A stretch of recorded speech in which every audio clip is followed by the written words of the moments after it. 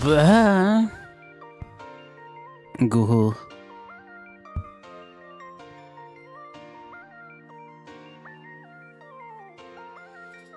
Oh, I did something new.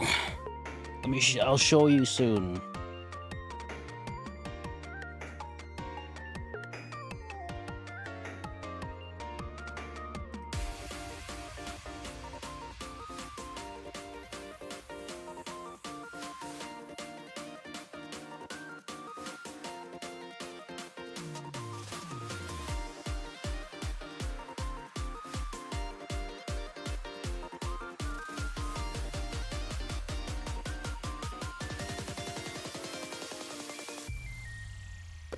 Bup, bup, bup, bup, bup, bup, bup, bup, bup, bup, bup. How's everyone doing? Hello, cultists.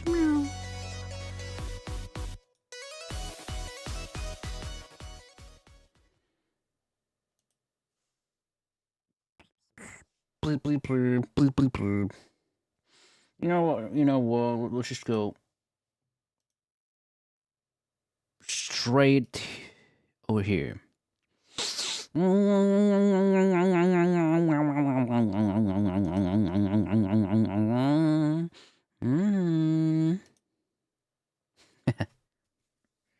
Anyway, welcome. It's another media night. Aren't you glad? Yay. We got good times. We're gonna watch that one video also that we didn't watch last time. Very cool.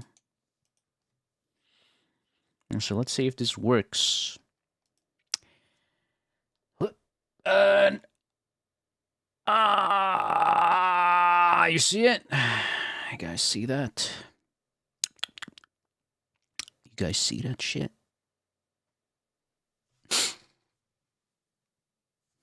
Yeah. Maybe someone realizes it, but if someone doesn't, maybe that's even better. I think that's even better.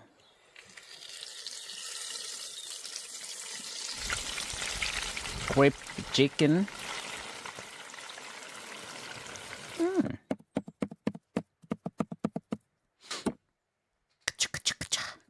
He's got 2 cleavers.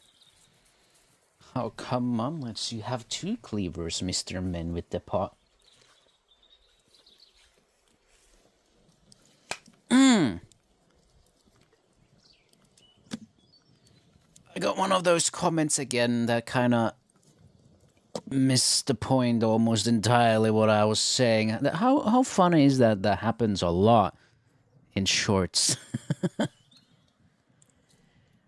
A couple of times I felt like, nah, I must have just not communicated well enough, but I'm starting to feel like people are just misinterpreting me on purpose. Hello, Kitty Choco. Welcome. Let me dig out this comment. Because, so, it was the short, too much barking.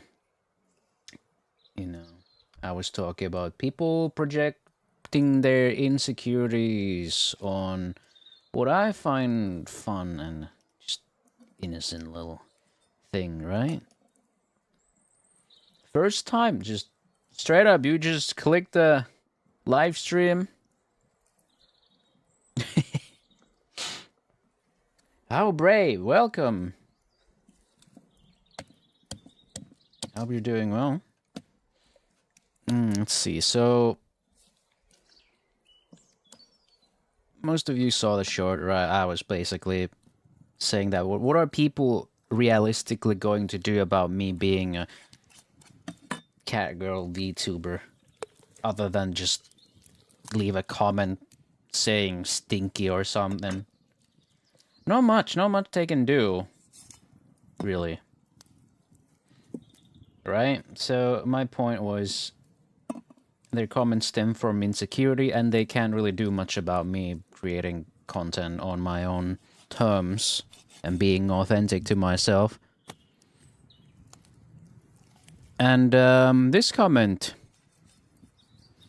reads, everyone is talking about how people are hating for no reason. I understand that some people have hobbies, but in the good old US of A, we have the legal right to make fun of people for doing what they like. Freedom of expression. Now that goes both ways in the US. This guy is perfectly fine to pretend to be an anime girl as it falls under freedom of expression, but everyone else has the right to make fun of him as well as they are expressing their opinions. Hey Chiggy, welcome. So, strawman, derailment, and legality. First of all, first thing, everyone is talking about how people are hating for no reason. I don't know who this everyone is.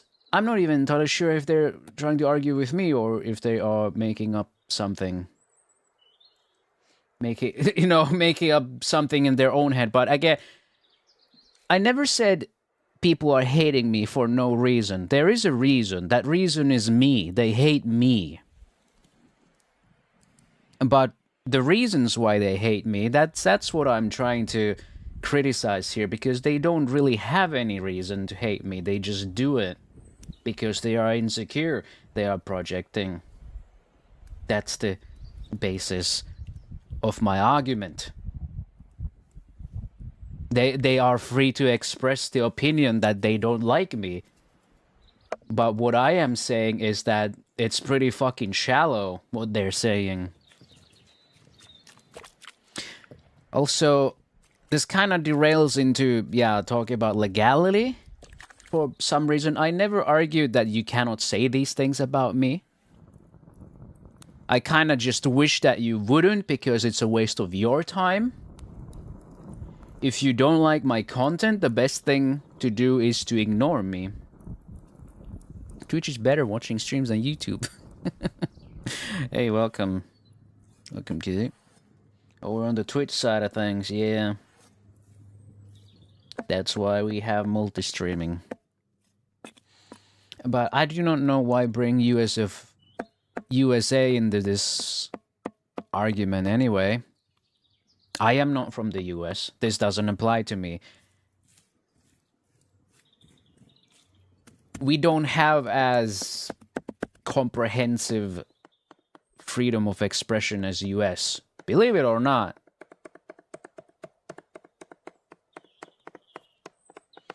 Let me, hold on.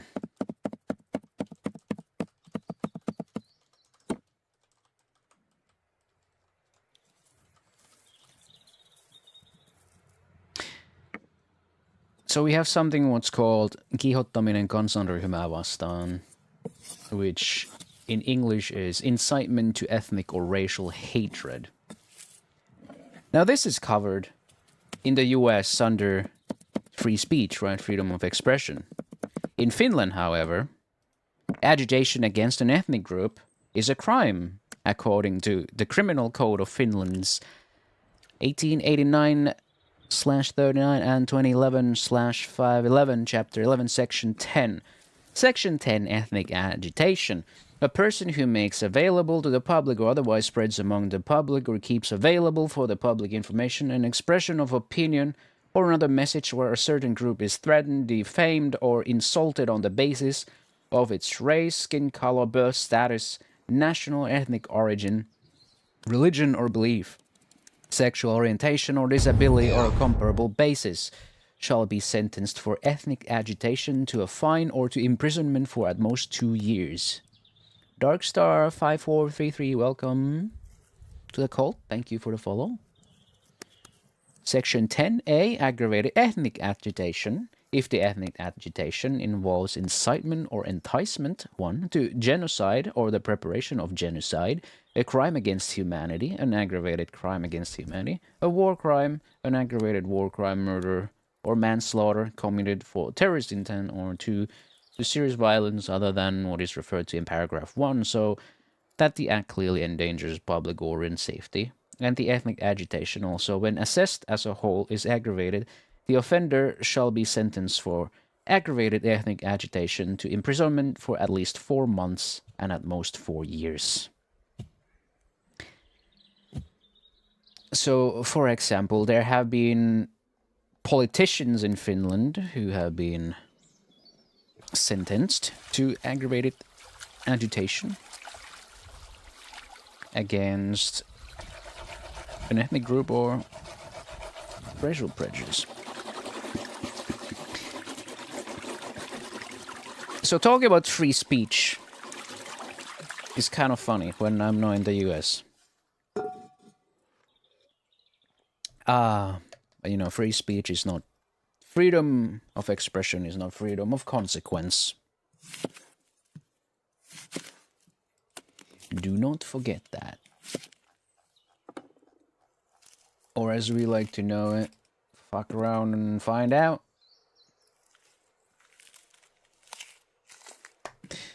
But yeah. Anime. Thank you. Welcome to the chat. But yeah, I never argued this cannot go both ways, right? I never said that. I mean, I'm a content creator that I should be expecting someone to not like my content and probably express that. I know that. You're pretty fucking naive if you go into content creation and you don't expect that after what, like, how long have I been YouTubing? Since 2007. Yamato Kaze, thank you for the follow. Welcome to the call. Yes, I know. People leaving mean comments is part of this quote-unquote job. My point, my core argument was that at least try to make it constructive, or I am not going to care what you're gonna say about me.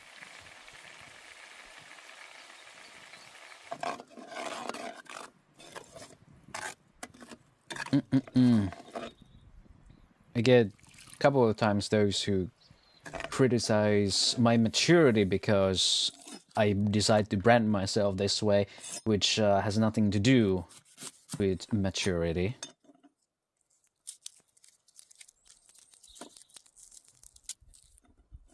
Do I have to pull out the C.S. Lewis? What's your opinion on deep fried butter? I'm just asking because they used butter. Poopy. They haven't, I haven't ever had it, so. Deep fried Pepsi, maybe I would try. Deep fried soda. I have no idea what deep fried butter would taste like. I mean, they say it's kind of yummers.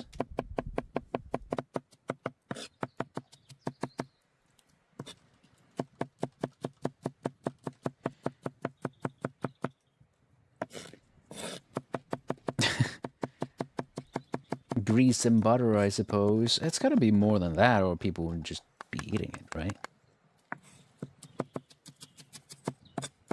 Yeah.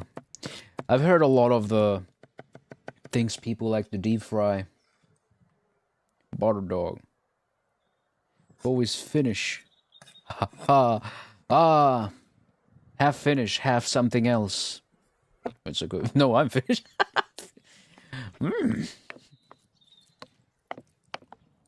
So, it's this C.S. Lewis quote on maturity.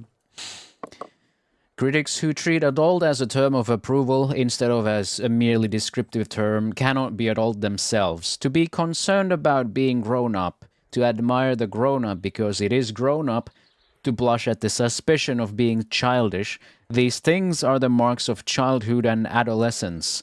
And in childhood and adolescence they are, in moderation, healthy symptoms.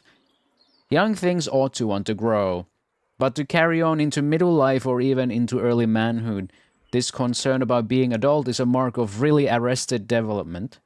When I was 10, I read fairy tales in secret and would have been ashamed if I had been found doing so. Now that I am 50, I read them openly.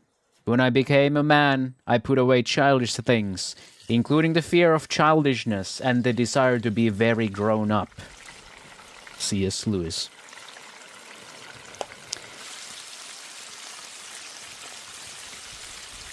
Yep.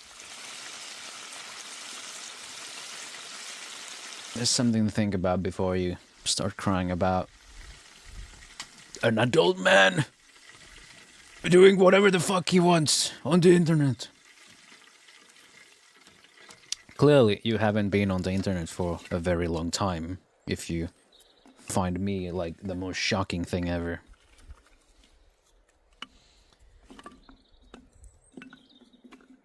But yeah. But this comment is just a straw man. People are not hating me for no reason.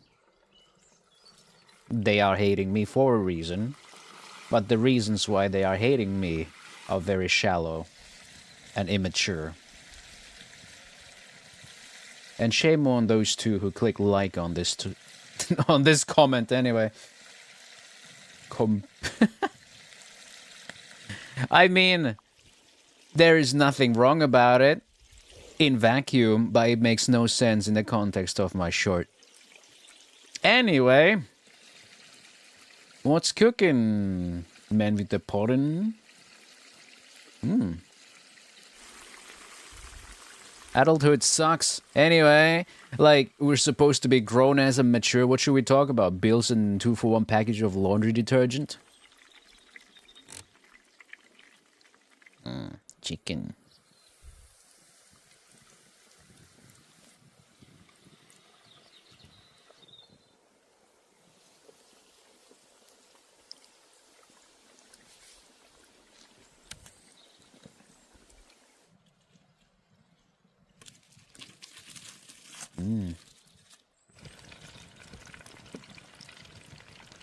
The new bubble wrap. When was the last time they actually packaged any of my packages with bubble wrap?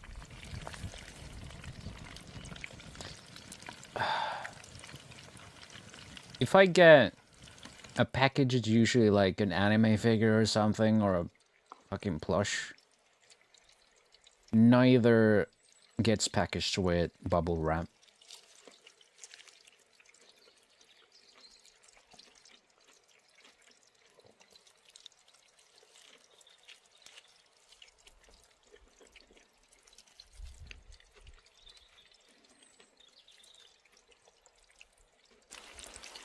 This man has no fear for oil, and I don't think he's human. And he's Slavic.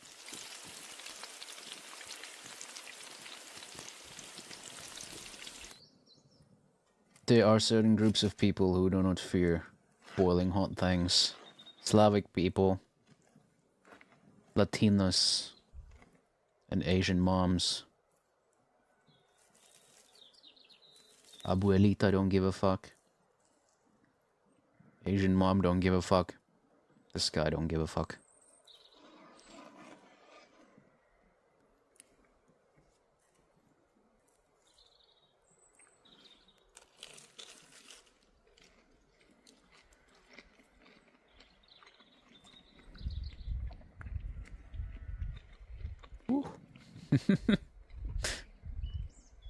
Delightful. Also, Ahoy uploaded a new video. We just like last time watched the one about Brat, and now he uploaded a new one. I gotta say, what is up? He disappears for like months on end, and then now he suddenly comes up with 2 videos? Goddamn. Treating us. So I'm trying something new with the layout, as you can probably see in the upper corner. We have the title and the channel. Wowie.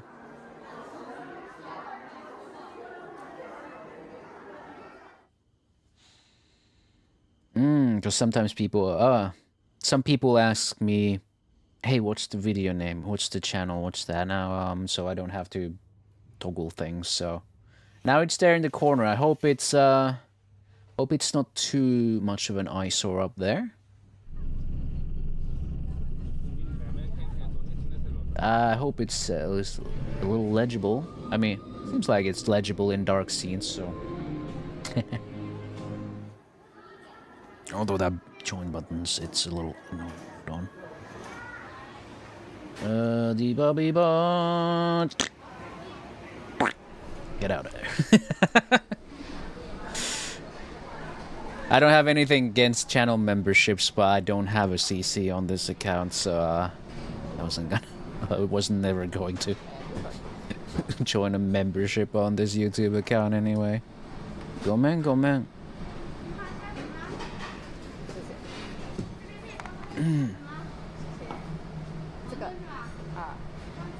Freshly made noodles and soup. Soup!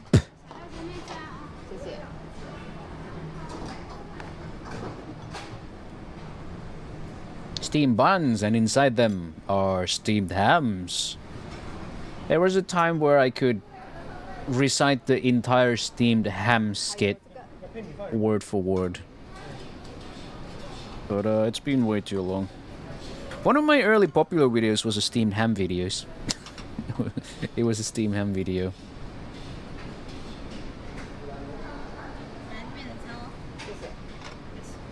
Maybe I could go dig it up.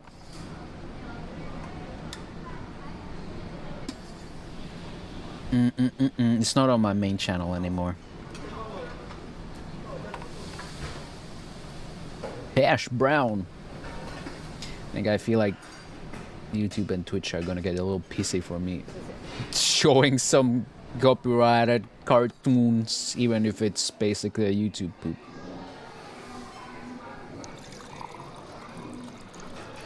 The other is the phone booth scene from Xavier Renegade Angel. I like the edit where this guy dubbed the entire skit into Finnish by only using voice clips from the English version. I think one of my favorites is the Half-Life one, with like the Half-Life reverb added in. And like Gordon, like Beta Gordon's face plopped right on top of the Skinner, I think it was. It was way too high effort.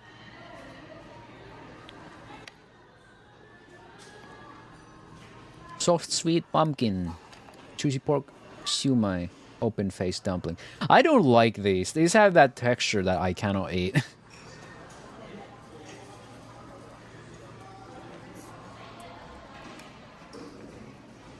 Glutinous rice,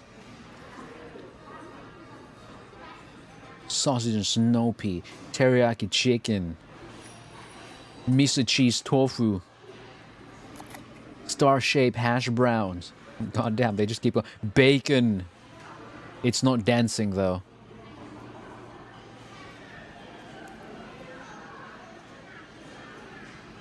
Cute alien. Soft mochi filled with rich savory salted egg and sweet red bean. Oh wow. Had a star-shaped cornbread. Oh. What is the worker peeking out? Oh my god, is that dancing bacons? The soft marzianito. Chaser. Hey. Welcome, how are you doing?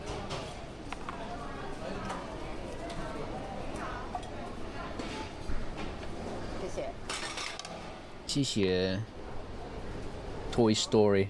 Don't cover the logo. Buffet. Yeah, breakfast buffet at the Toy Story Hotel. Schmoes. God, every time I think of Toy Story, I just think of the fucking YouTube poops about it. I think one of them was called something like Woody lost his schmo or something.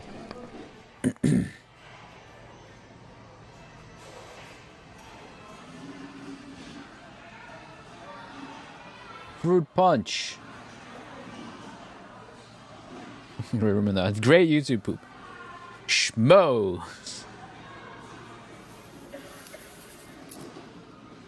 Tofu pudding.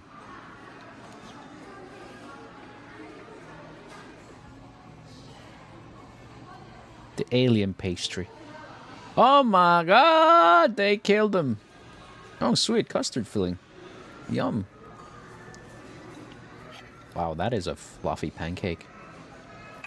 Also, just one? Just one little slice of pancake?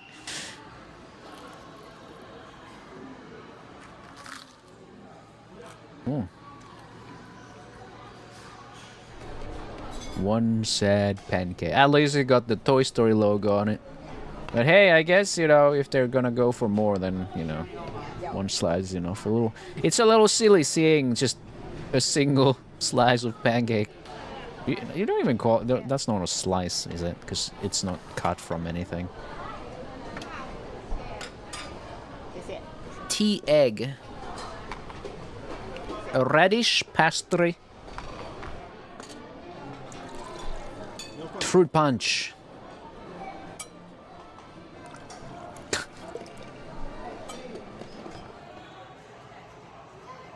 Second day breakfast haul. More hash browns, eh? Mushroom bits porridge. Redskin anchovy dumpling. Not just any sausage. It's a bratwurst. Chichong fun. I don't know. I have just very neutral reactions to that. Not very fun, in my opinion. Hopefully, it's yummy though.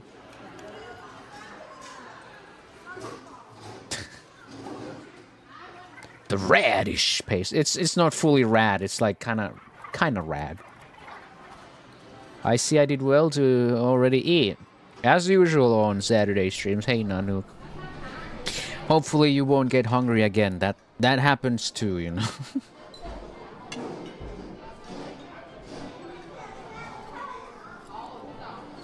Bonito flags. I'm still waiting for my food. Imagine how good it will taste. Once you do get it.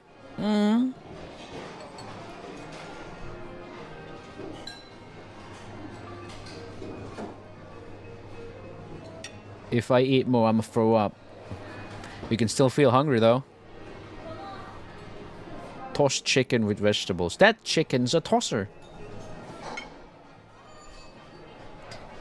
TF2 animation with Spy, Woody, and Soldier Buzz.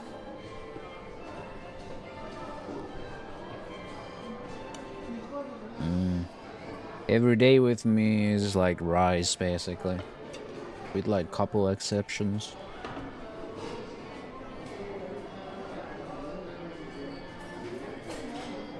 I waited like half an hour at Burger Boy. There were only 3 people. It wasn't good. Ooh. I wonder... When's the last time I had an experience like that?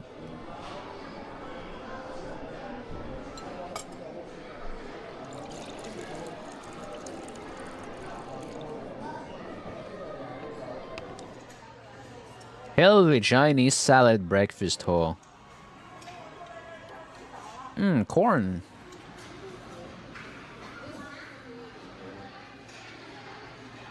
Strong foundation to clear bloated tummies.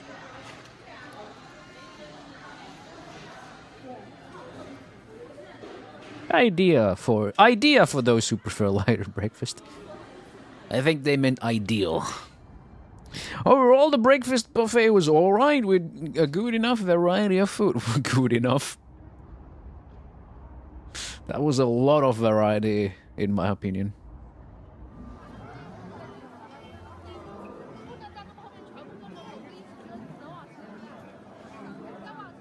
It's one of those things I do not want to visit. I do not want to visit a Disneyland.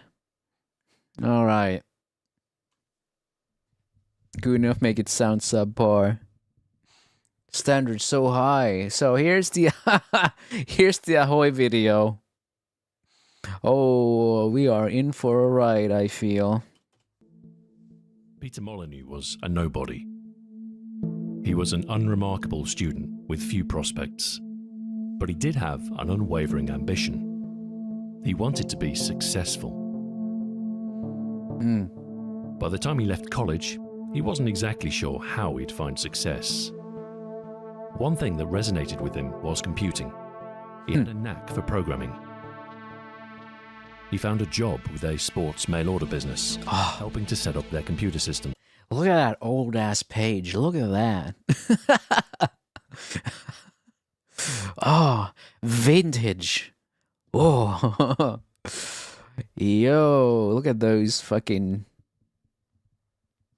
fitness bikes. The Ultra Deluxe Exercise Bike. Home trial offer. Damn, I don't know, £59 for, I mean, adjusted for inflation, that's probably quite a bit, but man, you have to pay yourself sick these days to get something like that. On the back of that, he was set up with his own business, selling floppy disks to schools. He called his company Vulcan Computing. He found the schools were less interested in the disks than the content on them. So he put together simple edutainment packages to enhance the value of his offering. They were really kind of rubbish educational games. There was one game that I wrote called The Composer, and this was my first officially published game ever. This was a limited market that didn't afford Peter the success he desired. He decided to target a broader, general audience, taking out an advert in Acorn User in May 1984. His game was a business simulator called The Entrepreneur. He promoted it with a competition to win £100. The Entrepreneur, suitable for a big black cock, Model B. Model B for big. And braced himself to deal with the deluge of orders he was due to receive. He sold 2 copies. Why they called floppy when they are rigid? Because the original is floppy. And the rigid one was a newer version of the floppy disk. Fair to say, his foray into self-published software was not the success he desired. And so, when another business opportunity presented itself, he moved on. He met a girl, and Peter was keen to impress her. He learned that her father was she the entrepreneur? Export business. He jumped at the chance. He set up a company called Taurus Impex with acquaintance Les Edgar. Woohoo. Peter and Les had met some years earlier when Peter bought a computer from his shop. They shared a similar sense of humour and a similar ambition for success. Taurus sold. They loved the same jokes and they wanted to be rich as fuck. To the Middle East. Beans, oh my fucking god. Wheat. But success had once again eluded him. He did have plans for Taurus. Peter wanted to break into the lucrative financial software field. He planned a suite of accounting, invoicing, and stock control programs. But these ideas didn't come to fruition. Fate threw a curveball in the form of a phone call from Commodore. They were about to release their new home computer. They were hoping to encourage software developers to support the new Amiga. Amiga! Commodore offered 6 Amigas to Peter's company. There was the implicit condition that Taurus would develop for the new machine. But Peter realized something was amiss. Taurus Impex was not an established software development company. Peter's own software efforts were not spectacular enough to warrant such an offer. Commodore had made a mistake. They had intended to contact Taurus, as in the donut, not Taurus, the bull. Uh-oh. Taurus were a reputable developer of networking software. Taurus were 2 men selling baked beans in a tiny office that reeked of cigarettes and desperation. All the same. It's like the story about the fucking sniper rifle. What was it called? The fucking, AWP. No, we're definitely not just 6 guys in a fucking garage. No, we're not just 2 guys. We're not just 2 guys selling baked beans. Kanista, welcome to the cult. Thank you for the follow. Peter had a choice to make. He could take the moral path, inform Commodore that they had made a mistake, and thank them Yo, for their hey. time. How you doing, Connie? Or he could take Commodore up on their deal for free machines and start to develop for the Amiga. I mean, he knew how to program, and when opportunity knocks, you answer. Peter. He started work on Amiga software. His first I'm good, project was a too, thank you. database program called Acquisition. Peter dubbed it the most complete database system conceived on any microcomputer. He may have been overselling it, but it was adequate. It even won a Product of the Year award in Germany. Peter followed Acquisition with XCAD. Hey, wife of computer-aided Ministry of drawing. Terror and Transportation. I'm doing good. How you In the doing? early days, the Amiga market was small, and so too were the returns. But while profits were not spectacular, the company had at least something coming in. As the Amiga grew, it was clear that productivity software was not the most profitable sector. For most users, the Amiga was a games machine. Lured in by the prospect of greater sales, Peter and Les decided to set up a sub-label to focus on games. Gaming. Devising a name for this new brand, Frog? a pottery figurine provided inspiration. Oh. It was a bullfrog. So they founded Bullfrog Productions, a brand of Taurus to differentiate their entertainment software. Why By you this think time, so, the money Connie? from Acquisition and XCAD was starting to run dry. Times were hard at Taurus. Peter learned through friends that Firebird were looking for someone to port a game to the Amiga. The game in question was Druid 2 Enlightenment on the Commodore 64. That looks like a prospect of fucking game badass development game. interested Peter. The prospect of £4,000 for his efforts Oh, that looks interested sick. him more. So he eagerly accepted and started work on the Amiga version. The result was an unspectacular port. The graphics were enhanced, as you'd expect for a 16-bit system, but it didn't run at full frame rate, and the scrolling was not quite as smooth. Yeah, that looks The great. important thing was that Peter got paid, Will we have Guga for today? Yeah. had released their first game. I don't know. They had a Your chance voice to seems develop different something today. original, an opportunity Nah, that's to just further your ears. establish themselves as game developers and build a reputation. Wanting to play it safe, they went for a shoot-'em-up, a top-down scroller called Fusion. They managed to secure Electronic Arts as a publisher. Oh, It was a bland affair, simple shooting with a questionable frame rate. It received middling scores in the magazines. Some were more generous, 75? 80% range. Both Druid 2 and Fusion brought in some money to the company, but finances were far from secure. They had taken on new staff and now had wages to pay. Unless things improved, the outlook for Bullfrog was bleak. They discussed whether they should cut their losses and close the company. But that's not Peter. success. Ever hopeful, had an idea. Of course. Of course, Molyneux. Inspiration from Virus, a game by David Braben. It featured a 3D landscape that you could fly over. Bullfrog's artist, Glenn Corpus, had prototyped an isometric tiling system for landscapes. When Peter saw it, he saw the potential for a game. He imagined little people roaming over the terrain. He imagined the player shaping the landscape from a bird's eye view. It wasn't a complete idea. He had no clue about how the game would play or what the goal would be. But he was Amazing. nonetheless inspired. The crystal of a concept was grown. The little people would settle into houses if they found a suitable place.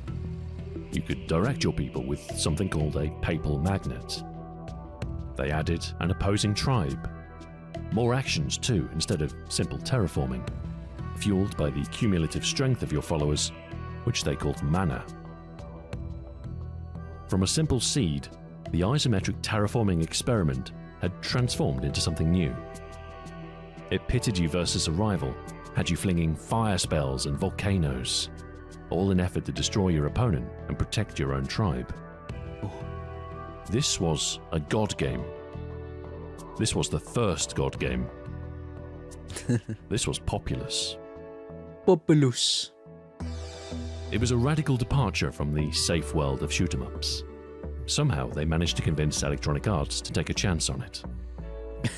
For much of its development, Populous was a multiplayer-only game. As deadlines passed by, they hurried to assemble a single-player mode with an AI to play against. The campaign was 500 procedurally generated worlds.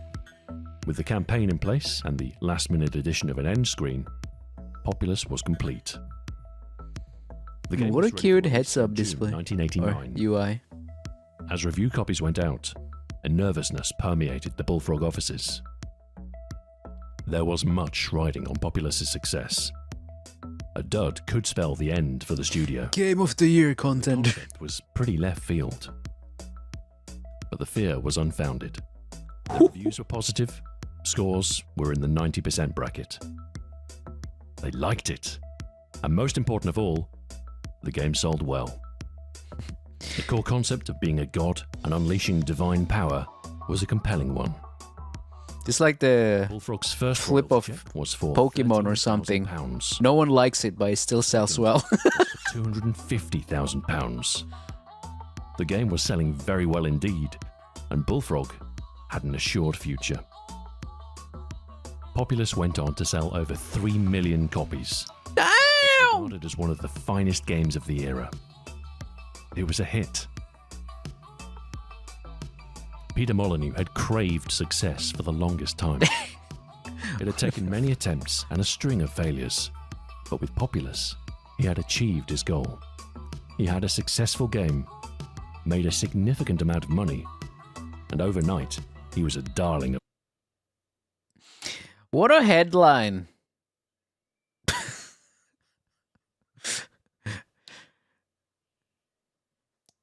Is that a headline or scenario? If it's the latter, I say no. No, thank you. I'm good. the press. He was the man behind Populous, after all, and a pioneer of the new God game genre.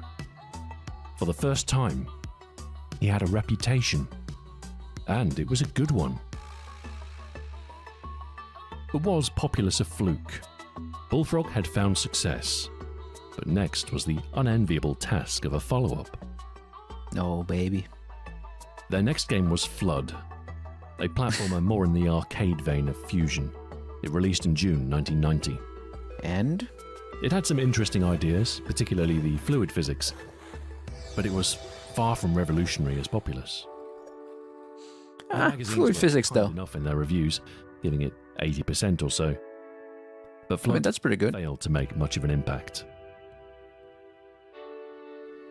In October came the more ambitious Powermonger. A strategy game that used the Populous engine, it was much more in line with the expectations of Bullfrog. Gone are the divine powers. Instead, you lean more on strategic command of an army.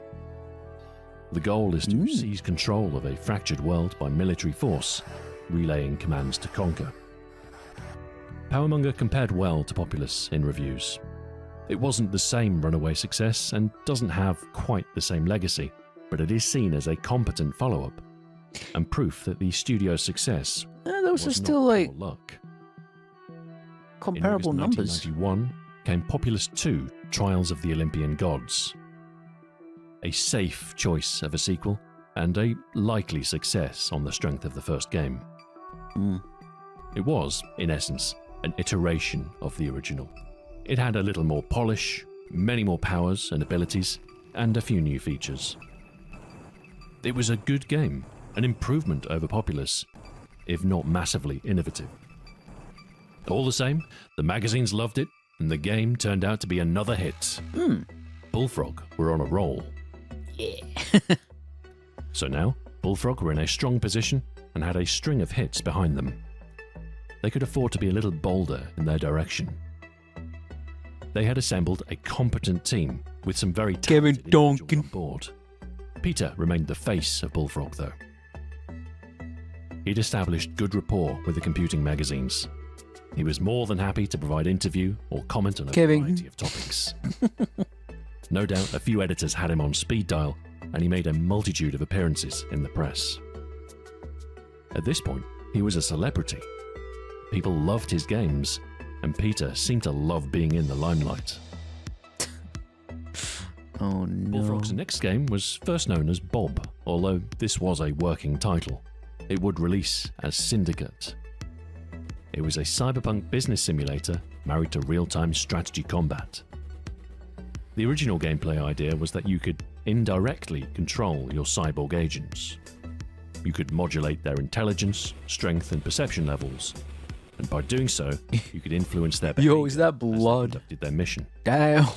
As the game developed, they added direct control over your squad of cyborgs instead.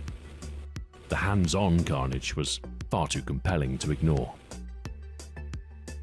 Syndicate was dark, often brutal, but usually rewarding. I was the just Delta Its stream cyberpunk yesterday. aesthetic It was great, good. and the Sandbox City Good approach times. felt liberating. It had frantic action with deeper strategy. The unique amalgam of disparate elements was now a Bullfrog signature. They had another classic on their hands. No, those Strong flamethrowers. review scores, healthy sales. Is this what the Business Syndicate simulation is a recurring trend in game Bullfrog's was like games. some It years goes all the way ago? back to Peter's failed attempt at self-publishing The Entrepreneur. You guys remember Things are that? different now, given that he had a strong team behind him and a reputation for great games. If Peter wanted to do a business simulation, he could, and it would sell. His next idea was Theme Park, which released in June 1994. It was a construction and management sim. I don't know, but I don't think it had anything to do with Allotment this. of cash. Okay, I just felt like Your it. job That was dude to looked build a kind of like it successful would have theme fit. park, rake in the money and reinvest profits. This is a Then, roller developing coaster new rides and tycoon. expanding available attractions. It's all dressed up in bright colours and cutesy characters. A departure from the grittier, more realistic worlds Bullfrog had created before, but there remains a similar thrill in controlling the fates of the little people. Oversalting the fries to sell more drinks and other devious tricks. Theme Park was yet another success. Yeah, Alfar Review City. scores were positive, and the game went on to sell over 15 million copies. Damn! It's fair to say that Theme Park has not aged well compared to some of Bullfrog's other games. The 3D rendered graphics, once impressive, now look dated, and the interface is a little clunky. A little The dated. issue with playing Theme Park today is the existence of Roller Coaster Tycoon. The latter is a superior game on all fronts. But it's important to remember that Roller Coaster Tycoon came out 5 years afterwards. Mm-hmm. Theme Park walked so it could run. Developing Theme Park for the older machines didn't help either. The lack of a hard drive, limited RAM, and color palette of the Amiga were holding Bullfrog back. Theme Park would be their last Amiga game. It was time to move on to a new generation. By 1994, the Amiga market was starting to slow down. Commodore had gone bankrupt, and Oh, the future of the machine was in doubt. For many End of an developers, era. this was their cue to make a transition to the PC instead. The PC market saw rapid growth, and a world of multimedia and CD-ROM awaited gamers in the mid-1990s. This was a difficult leap for developers who established themselves on the Amiga and Atari ST. The PC market was very different. There was a much wider variety of hardware.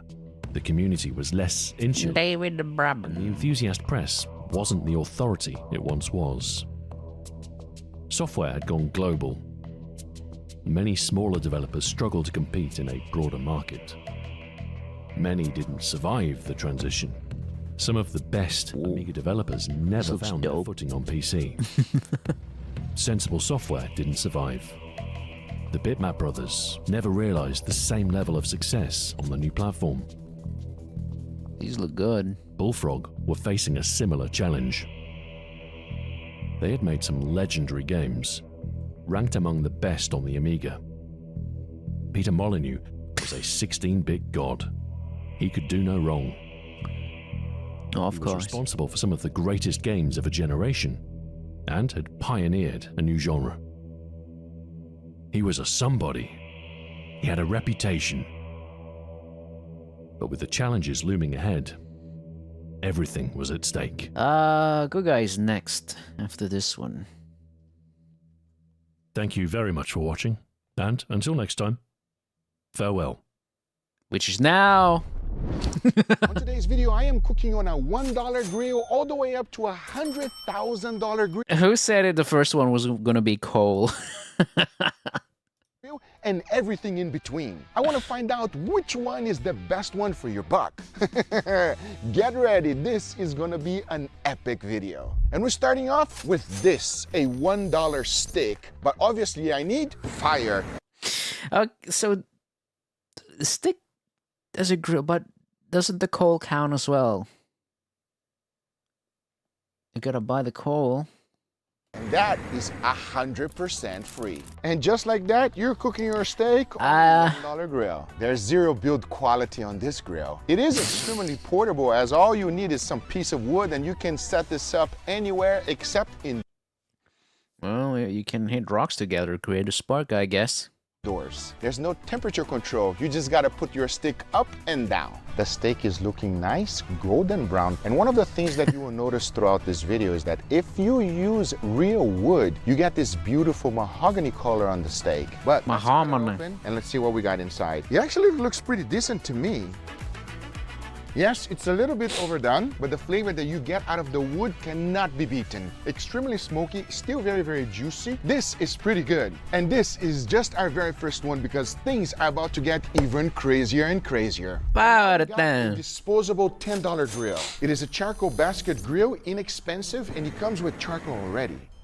No sizzling, no nothing. Is it even hot enough? Searing capability, as you can clearly see, hot, but I don't think it's hot enough. Build quality of this grill, I can tell you right now, it's a one-use thing and that's it. Versatility, garbage. You can only do. How is this worse than here. nothing? I'm gonna cook a brisket here. How? It is pretty easy to use, so I give that a thumbs up. It's been about 15 minutes. I'm very worried that it's not gonna cook. God, the holy steak shit, properly. this sucks balls. Yes, that's a crust. I gotta be honest with you guys, this is taking forever. One eternity later. It's been 45 minutes to cook one steak. Not the nicest crust. Let's cut it. Let's see what we got. And wow, you can see how unevenly this cook Oh is. gosh.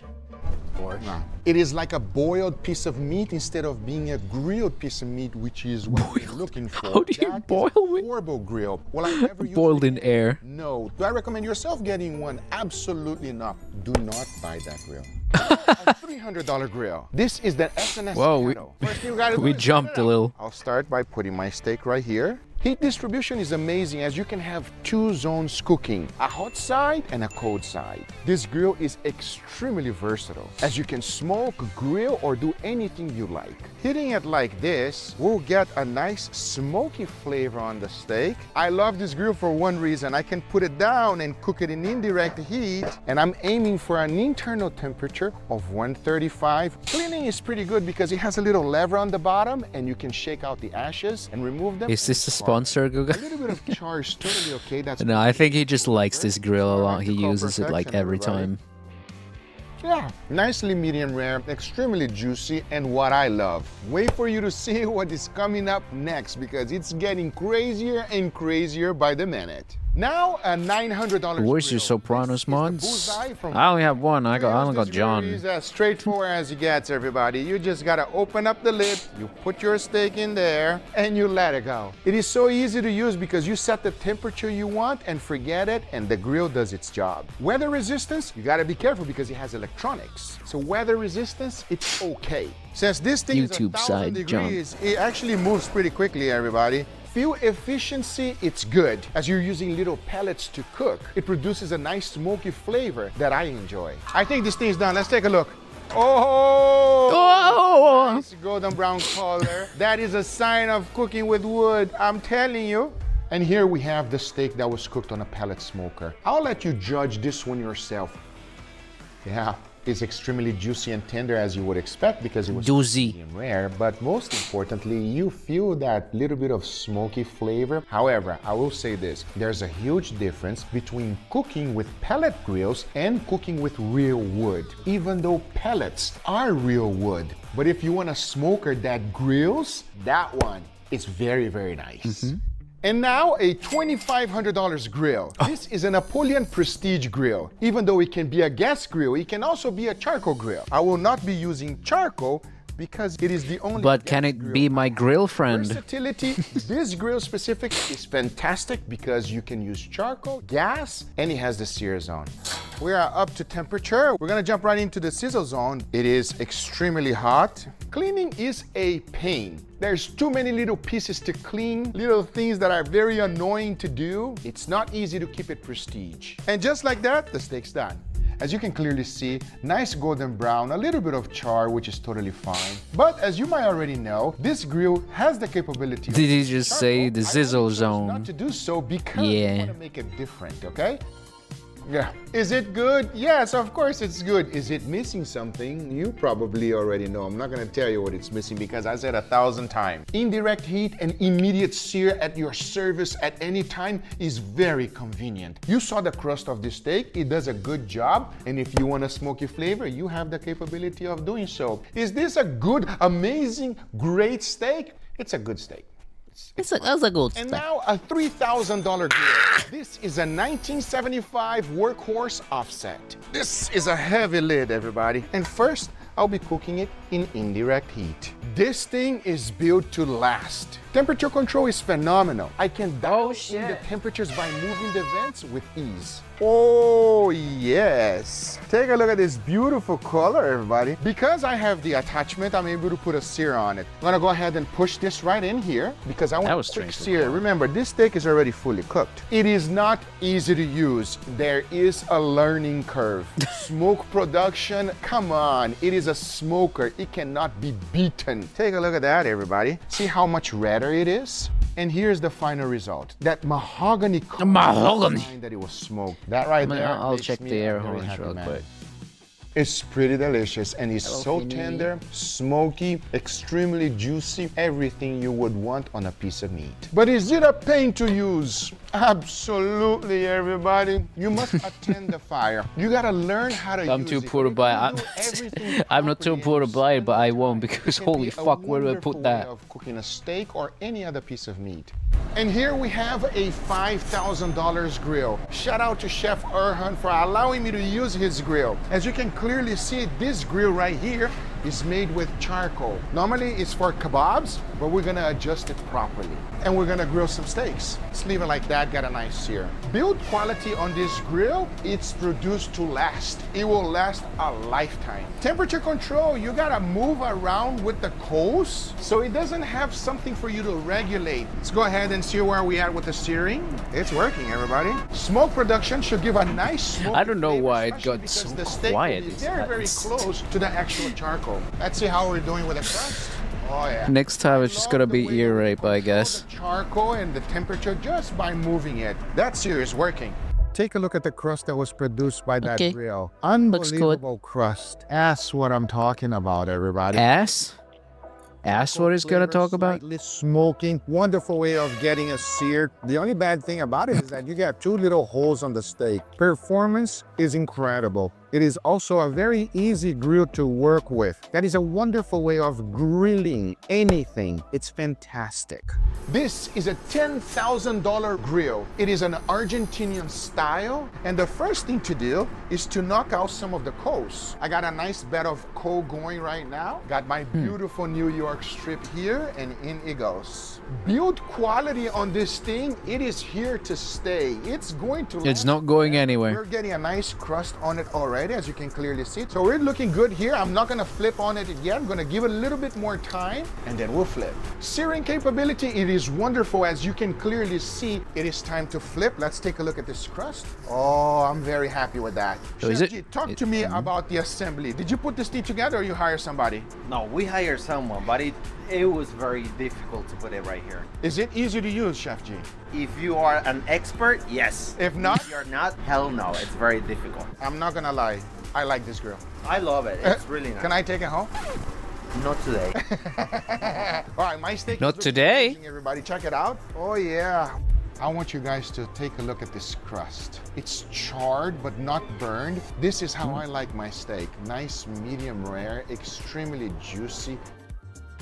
It's very different from all other steaks I've tried so far. And it would be because of the crispiness of the crust. Look at that. Crunchy, crackly, almost like if it was deep fried. And the flavor of the smokiness from the charcoal and the actual flames coming through the steak. What can I say? Looks good. Performance-wise, it is an incredible thing. However, he's right. You must... Mind if I ask, you ever ban anyone here outside of bots and trolls? Unbelievable grill. And here we are on a $20,000 to $30,000 range. This one specifically is $25,000. Made for barbecue. I know it can smoke great barbecue, but let's see how well it does for a steak. Inside it goes. We're gonna leave it in there, cook it in indirect I suppose people who come here and just are stirring trouble, I don't know. This is 1,000 That would probably fall into another trolls 1,000, almost. Another one and another one. I feel like DJ Carly. They have a lot of smoker. They feed a lot of people. Each single one of them ranges between $20,000 to $30,000. Cooking surface, you can cook for a lot of people. It's been about 20 minutes and the steak has reached an internal temperature of 110. This part is done. Let's go ahead and put it on the grill grate. Oh yeah, I can tell immediately that's gonna be a nice, wonderful sear. Versatility doesn't get any more versatile than this. You can smoke it. Isn't this the thing he gripped the literally ostrich leg? anything you want to do with open fire and charcoal, I you think can so. do it on this grill. I think it was I'm calling Apocalypse everybody. Barbecue. It looks good enough to me already. I mean, I don't need to say much, everybody. Take a look at that gorgeous piece of meat. If perfection is a steak, this should be it. Wow. That's so juicy, so smoky, so flavorful. And also the crust is very, very different because it was seared with actual wood. So it's kind of like crispy, if that makes any sense. Overall, If you just enjoy fucking steak, perfect, you love man. Smoky flavor. Holy This shit, is the way that to just go. comes apart. It is incredible.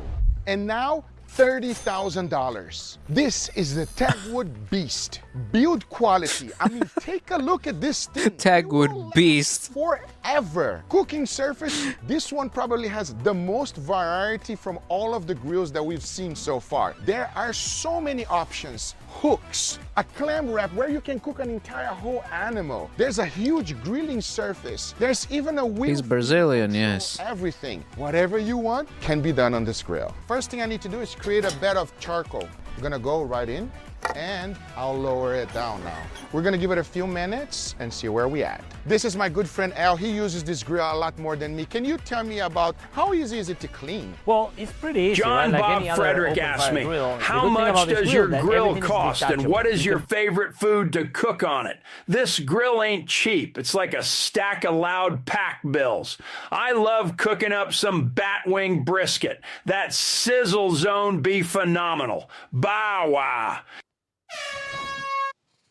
Put it out, take it under the sink and wash it. Like super fast, super easy. It's been a few minutes. I'm gonna go ahead and flip. It's getting a nice, beautiful color here, and we're cooking it nice and slow, but I want a little bit more heat, so I'll move this. Can't grill believe right Dracula here, said and I'll phenomenal. place my steak right on top. Al, you're the man. How easy is it? I don't know if it's easy, but it's very, very fun to use. You can cook normally Santa Maria. You can hang Bat wing You can do brisket. asador style, or you can also do hot and fast with the suspended grill. Brisket out of a bat wing. The grill out there for sure. What a nice, beautiful color on this steak, everybody. This is exactly what I'm looking for. You see that golden mahogany color? That's what I like. Now that is what I'm talking about. Yeah, you see? And that's the thing with open fire. It's so What if there's someone on Fiverr who draws food and I'd be sending them crispy, and most importantly, like a gig asking, hey, could you draw me a bat wing brisket? Just like imagine. Grill. To be specific, $47,000. Oh, It's fucking the Jasper. oven. It's not a regular oven. It is the Rolls Royce of It is not a regular oven. It's fucking expensive. We're gonna put the steak in there, and now we'll close it and we'll wait. Temperature control, it is phenomenal. You have a damper on the bottom. You have another one on the top. You can let the airflow go out and in as you please. So you can control it to the exact. Is Finland food delicious? Like Variability, just I don't know. Northern We don't European food in check that general? right No. now because this thing can get up to 1,000 degrees Fahrenheit. So now Just what boring I'll as do is fuck. to sear the other side. I'll put it on a different spot so it's very, very hot. Close the whole thing up and we'll wait. Cleaning, I got no idea. We gotta ask the chef. This is my best friend, Hey, how you doing, man? Chef Daniel. Yes, Tell me about the cleaning. the cleaning's pretty simple. You know, the Actually, bonus what we about have, like Finnish food, ashes collector. Yeah. it's like cozy home food, but it's nothing And super you gotta interesting. remove all the grills Like inside stew and or keep the soup. charcoal out. It's pretty simple to clean Meat up. and potato Like that. with like salt and pepper. That's it. Done, everybody. Take a look at this crust. Oh yes. Overall, I'm very, very happy with This is my best with Leo in the backstage line. Performance-wise, 10 out of 10. Perfectly medium rare, exactly what you would expect. In order to cook a steak on it, you definitely need the plancha attachment.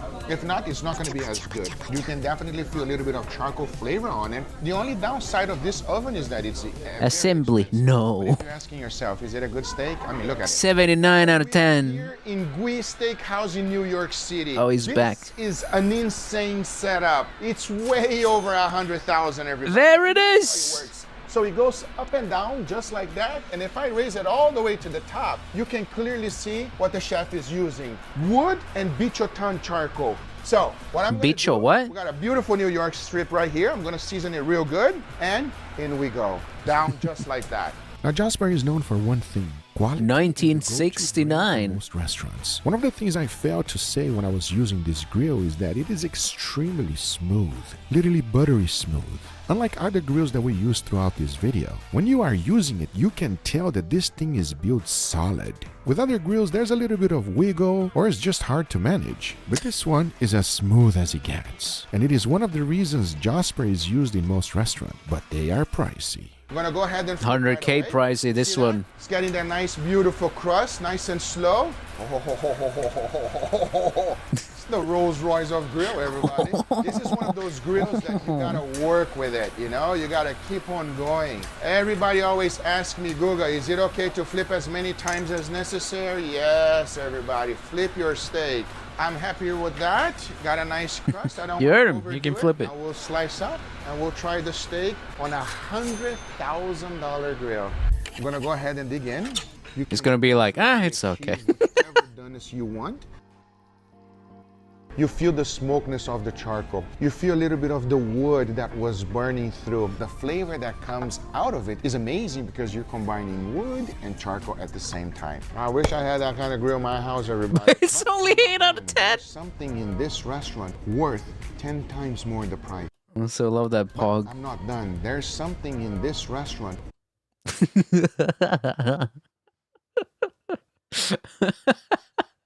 Just frame it like here. This Guga sees the fucking meat. It's perfect. Excellent. Worth 10 times more the price. Let me show you. Whoa, what is that? Oh, this is our new concept. Oh my I've been working God. on years. This is insane. I've never seen anything like it. I thought your other kitchen was fancy. This is beyond fancy. This is my long time project. What about Thai food? I love Thai food, man. I mean, maybe biased, but there's so much flavor. That is insane. How much is this, chef? Can you tell me price? Couple million. Couple $1 million. What? Chef, thank you for showing this to me. This Couple is $1 million grill. $1 million grill. I can't cook on it, but at least chef allow me to cook on the other one. Yeah. The cheaper one. Reasonable price, $100,000, reasonable, right? Compared to this one. Thank you, chef. That was awesome. I hope you guys enjoyed this video. If you did, hit that thumbs up. If you're not a subscriber, be sure to subscribe. Let me know If you like the video, put that thumb in your ass. real, everybody, because we covered a lot. If I could, I would take this home. Sure. See you guys on the next one. Take care, everybody. Bye-bye. On today's video, I came all the way from Miami to New Orleans to learn Nolans. cuisine. Chef Isaac is about to school me. And if you love meat, hang around because this episode is definitely for you. And right here behind me is Toops Meadery. Oops.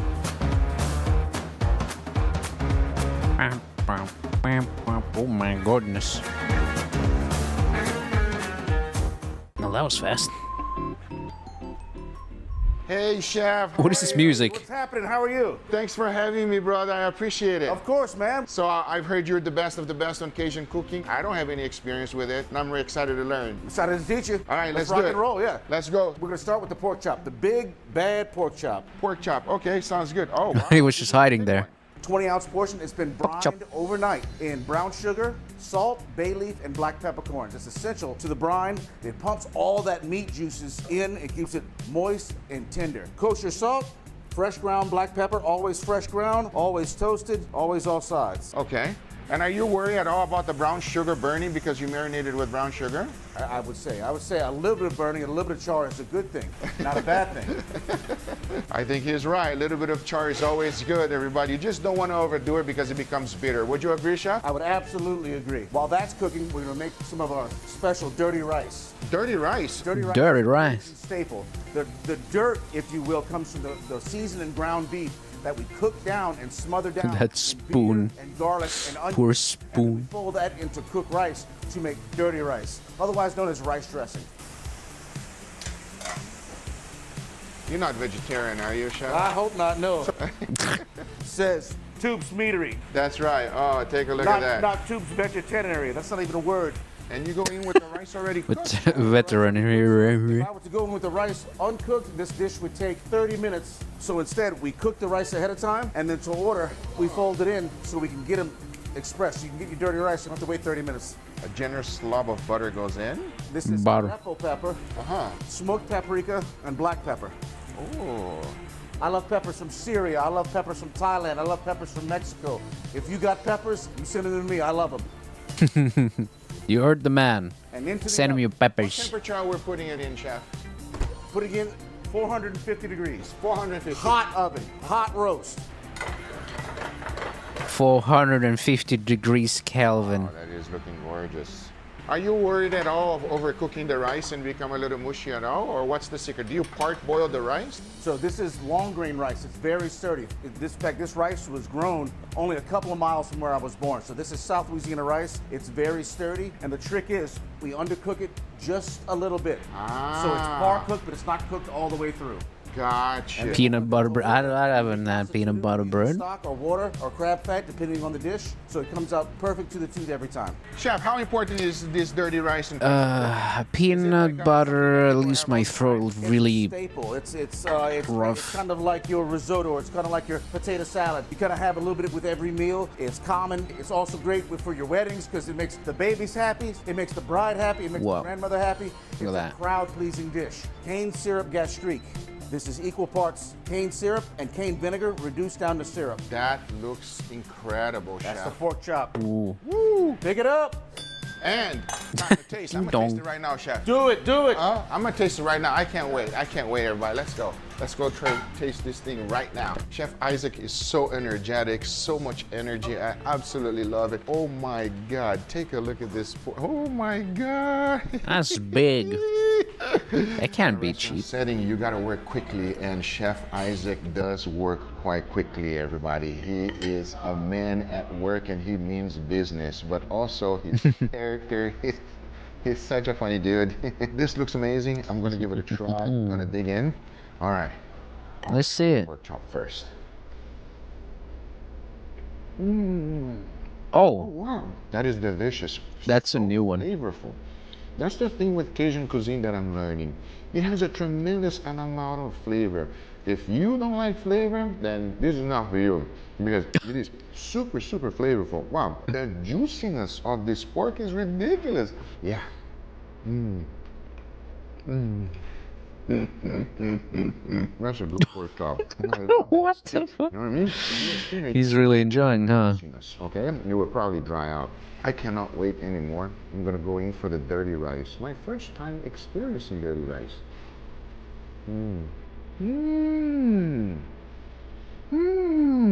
Slightly sweet, extremely savory, with a tremendous amount of flavor in there, and meat.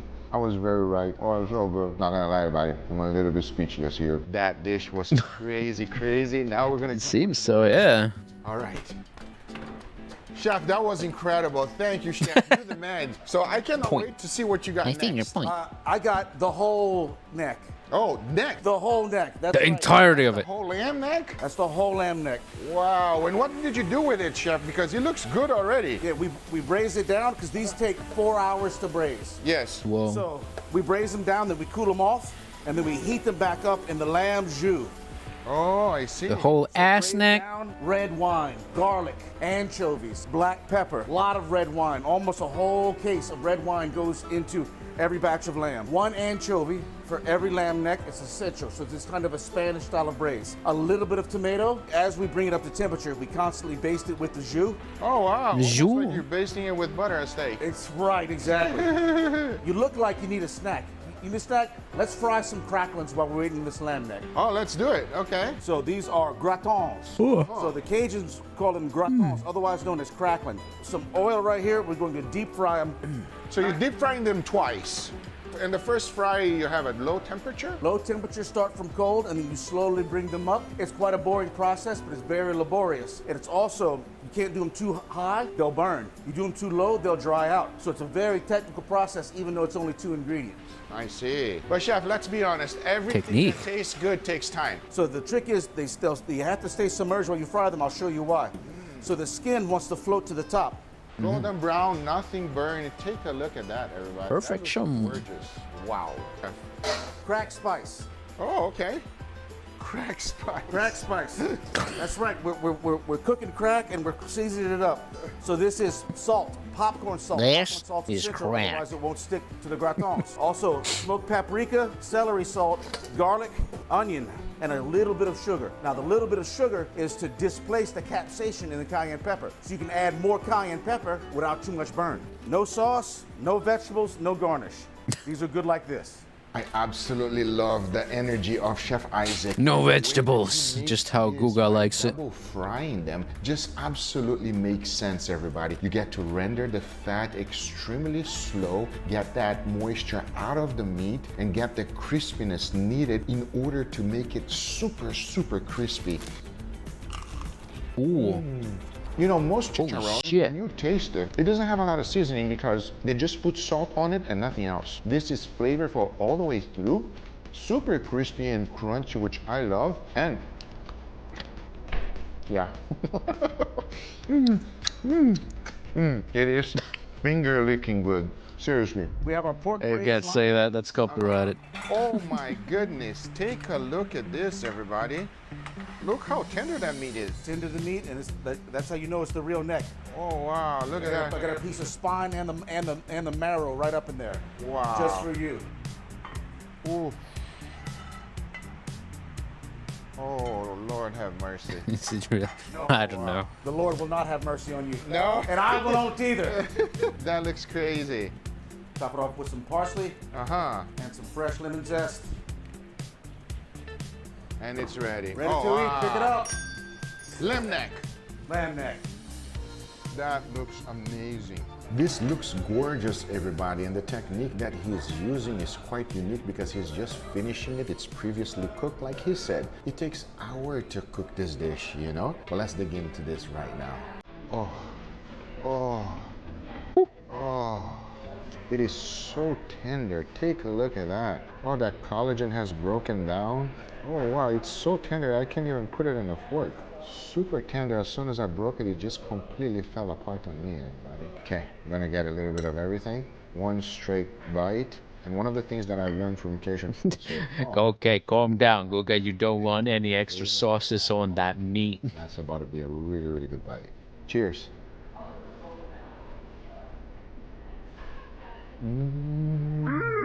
Oh wow, super, super flavorful. Flavor on top of flavor. It is so meaty. See how meaty that is? You know, most people looks don't like season lobster. their meat properly, not this. Looks like lobster. Yeah, definitely seasoning it correctly with a tremendous amount of Why is flavor. Guga moaning like he's about to come? Most places. Maybe he is.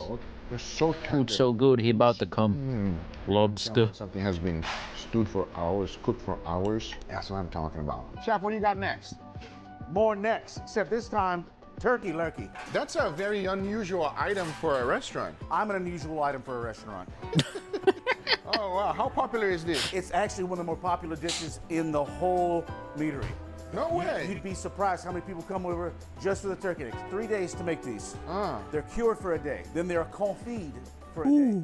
Slow cooked in oil, the old French style. The buttermilk. There we go. There we go. Proper turkey necks in the deep fryer. Done. Second, done. Pepper jelly. Pepper Crawfish jelly. boiled peanuts. No garnish, Peanuts. no microgreens. Just turkey. Let's give it a try. First time. Yeah. Super tender. The earthy flavor of Like a chicken wing. peanuts And I'll or just, any other kind of nuts dig in the whole thing. It is full of bone. is nice, but Full of bone. yeah, it leaves my throat There's dry no for meat the on them, but rest of the day. it's slightly sweet, extremely crispy, and very, very flavorful. And the meat is fall off the bone. Immediately comes off the bone. I don't know. I might be. Normally, I might have a peanut allergy. Throw it away or use it for stock. You're doing something incredible with That's it. right. We serve them up. People trust me these days. They trust me with all the weird parts. I don't care what it is. I'll cook it up. The meat board. The meat board. The meat board. What is that? It's the best thing you'll ever eat. Charcuterie The meat board. board. Style. I'm excited, chef. The meat board. The meat The board. meat board. First, The meat board. we It have just our keeps hunter repeating it. We have our red pepper pork belly rillette with ricotta and olive. That goes in the oven. So our chicken liver mousse. Next up, we have the pride and joy. We have our fromage de tête, otherwise known as hogshead cheese. Pâté grand mère. Red onion Meat marmalade, boy first. Yeah, me mustard, too. I heard that too. squash pickle, jalapeno pickle, onion pickle, double dill pickle, pickled fennel, grilled pickled pineapple, and my most eccentric pickle, umami pickle. Pickle Rick. Umami pickle. Umami pickle. Wait, Umami pickle. Ha ha! That means I figure out a way to get meat into pickles. So this is my way of pissing off Italians and Japanese people at the same time. And when you're good, you're good. Yeah, when you're good, you're good. Beer mustard, Creole mustard aioli, and now we wait for the hot stuff. Ooh. Wow. Tell me about your charity, chef. Just heard a little bit about your wife. That is an incredible thing you're doing. Can you tell me a little bit more? Soup's Family Meal. Every Wednesday during the summertime, we feed 700 children a week's worth of meals. A lot of these kids, without their school meals, go without food, and that's quite frankly unacceptable anywhere, and especially unacceptable in one of the better food cities in all of the world. So me, my wife, and my wonderful crew, we put together these meals. We're a real 501(c), so donate if you can. Soup's Family Meal. Do your part. All the link will be on the description down below. Everybody, make sure you go down, donate, and give some love because you're doing A something. very really good, passionate chef. Thank you for that. He even I cares appreciate about that. his community. That's not most people. will It's do that. always Good okay job, to chef. piss off Italian See something, do foodies. something. That's the rules around here. Talking about that, what am I seeing here? This is the what you said? This is the fried boudin ball. Oh, I see. I'm doubling down. You get cracklings with a little bit of every meat board, so I didn't want to leave that out. And that comes right out of the oven, the hot stuff. The meat board. And This is our caraway bacon. The meat board. this is a hefty board. Oh wow, this is like, yeah, everybody, you're not gonna go hungry after this board. The meat board. The meat board. That looks amazing. Served with everybody. focaccia. Just wipe all the ingredients up. Unbelievable. We're gonna go try this board right now, everybody. Oh wow. When you say a meat board, this is what I have in mind, everybody. Oh wow. One delicious thing after the other, completely done from scratch here on the restaurant. I don't even know what to So the big and impressive meat board is just a sandwich that hasn't been assembled. King ball. I hope I'm saying that correctly. Nope. As you can clearly see, this is what it looks like right there. So it's sausage and rice, I believe, and other meats. Let's give that a go. Oh. That is so flavorful.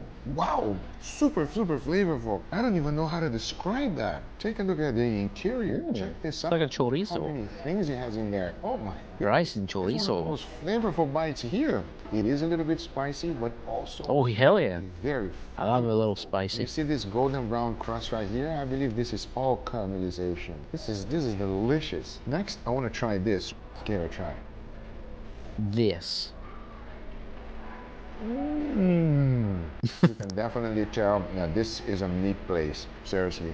Meat place. Actually, that's a meat board. A little bit of this. The moose liver. Oh. And it has a big old sausage here. Big old sausage. Ooh. Super smoky. Like Chef Isaac said, it's super flavorful. If you love smoked meats, you're gonna enjoy this sausage right here.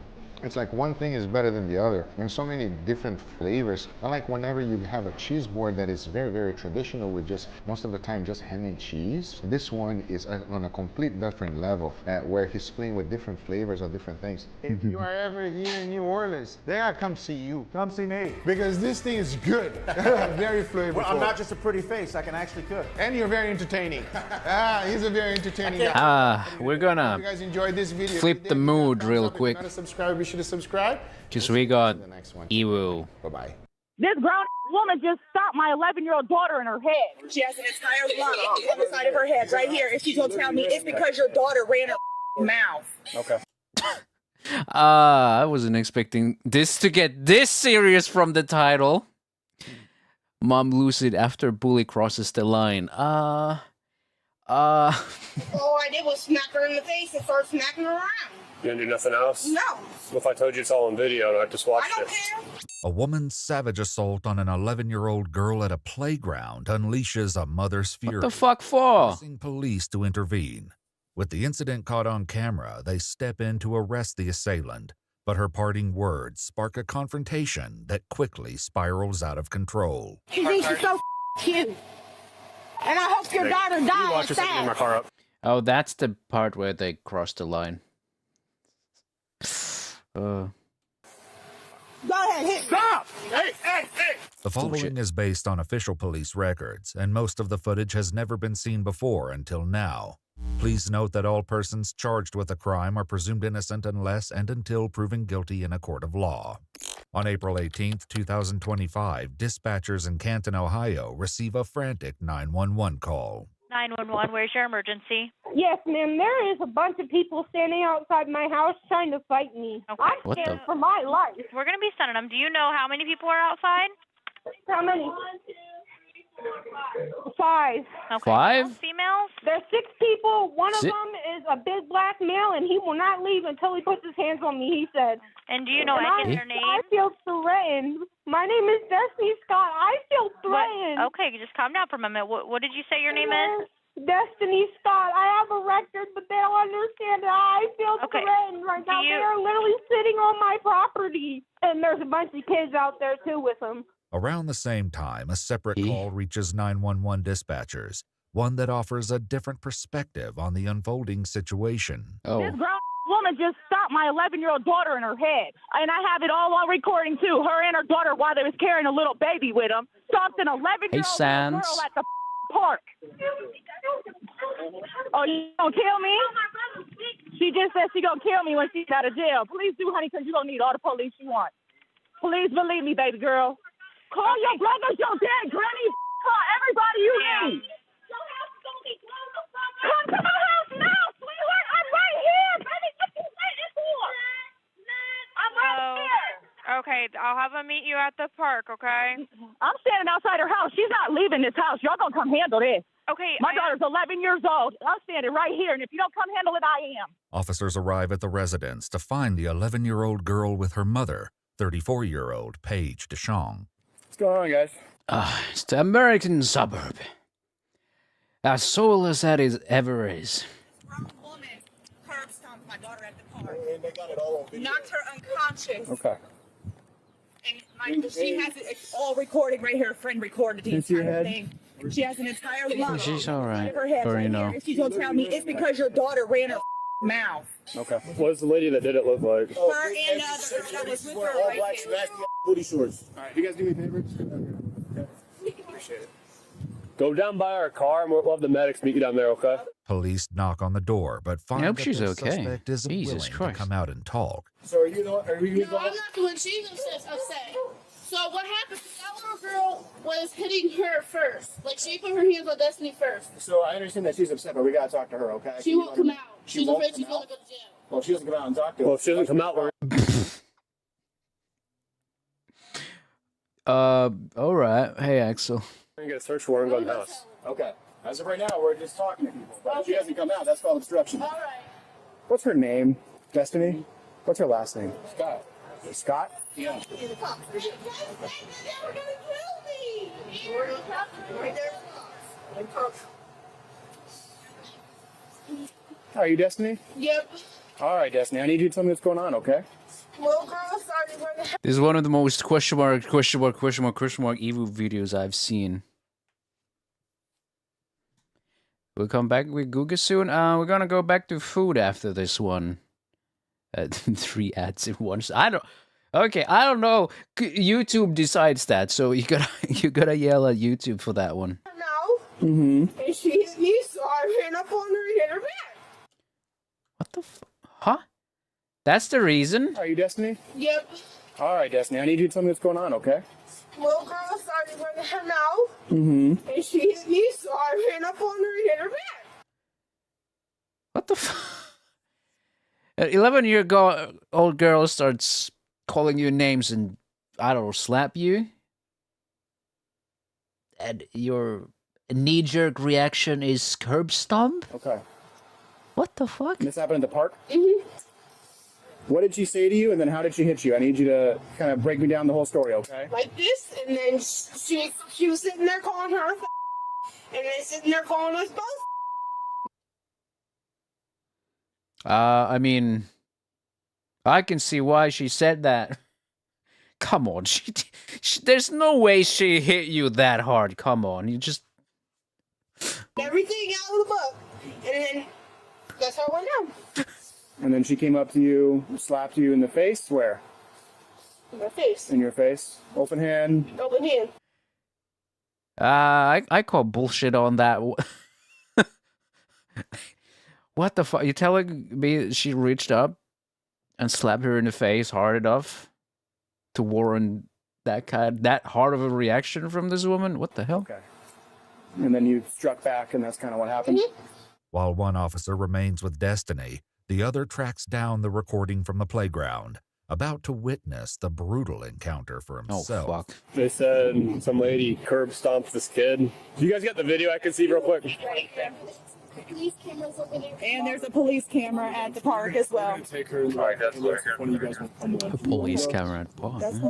The officer reviews the footage, which begins with the 11-year-old and several other children on a playground structure. Whatever, ignore her. You can keep talking to her. The only thing funny here is that face and that ugly. How can I laugh? It's literally natural. It's being potty mouths, you know. Or you could say, be quiet, Tootsie Roll, be quiet, Jelly Roll. Kids being kids. Literally, a whole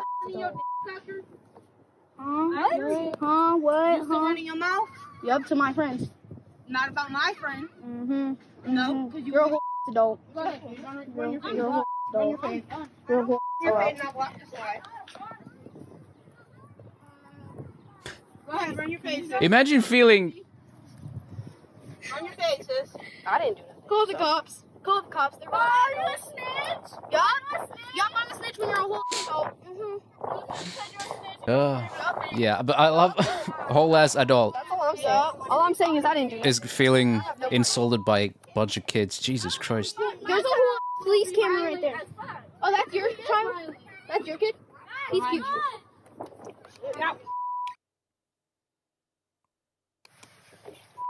Yeah, I mean, I hate kids too, but Now what? Now what? what the fuck? Now what? You gonna keep running your sucker? Huh? Huh? You gonna keep running your sucker? Tell me no.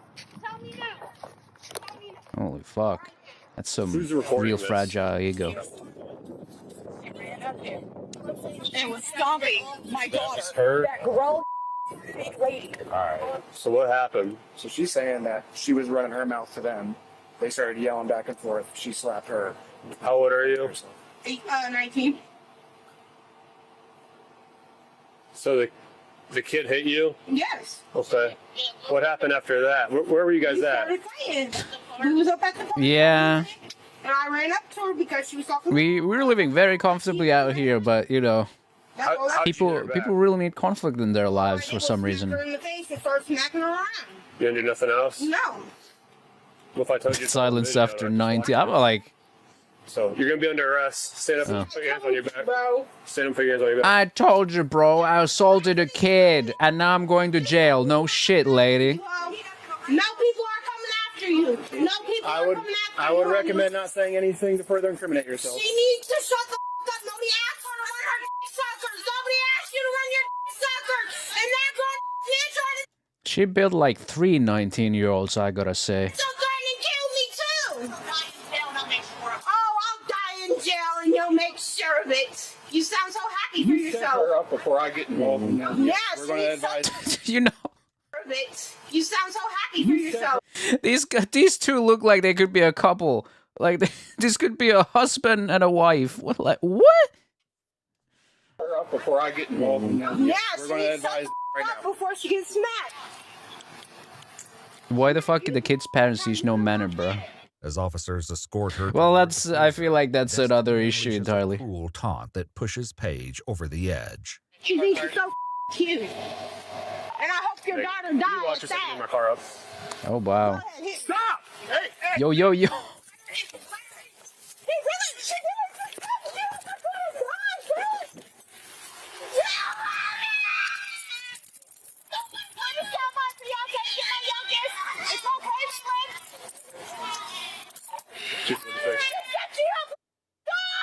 Where are you guys at? Take home, please, and call my grandpa. I can't understand the mother. Over here? Really though? She just said. I mean, that's the consequences, but I get it. Saw someone in front of the police. Sorry. You're right. I'm not saying what she said was right. She couldn't stop my daughter, and I'm I understand. Well, again, now what happened? Oh, she. So the 40-year-old, 19-year-old just basically wished death upon the kid, and the mother just fucking dashes at her, but the cops got her. Yeah. I'm trying so hard. Oh my Just be pressed for now, okay? We're just gonna sit you down here. My youngest is right there. Do you have anything on you? No, not at all. Nothing illegal, no weapons, No. right? Okay. I don't even know socks on for Christ's I sake. understand. Go ahead and take a seat, okay?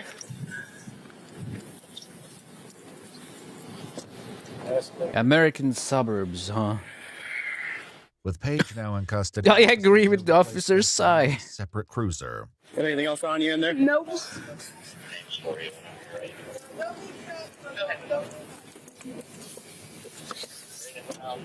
I don't want to be American. That's like Meanwhile, a new random encounter chance. Paramedics need a parent to go to the hospital with the young girl. Yeah, she's gonna get charged. Okay, so where's Dad? They just went that way. Did they take the kid with them? Daughter's back here.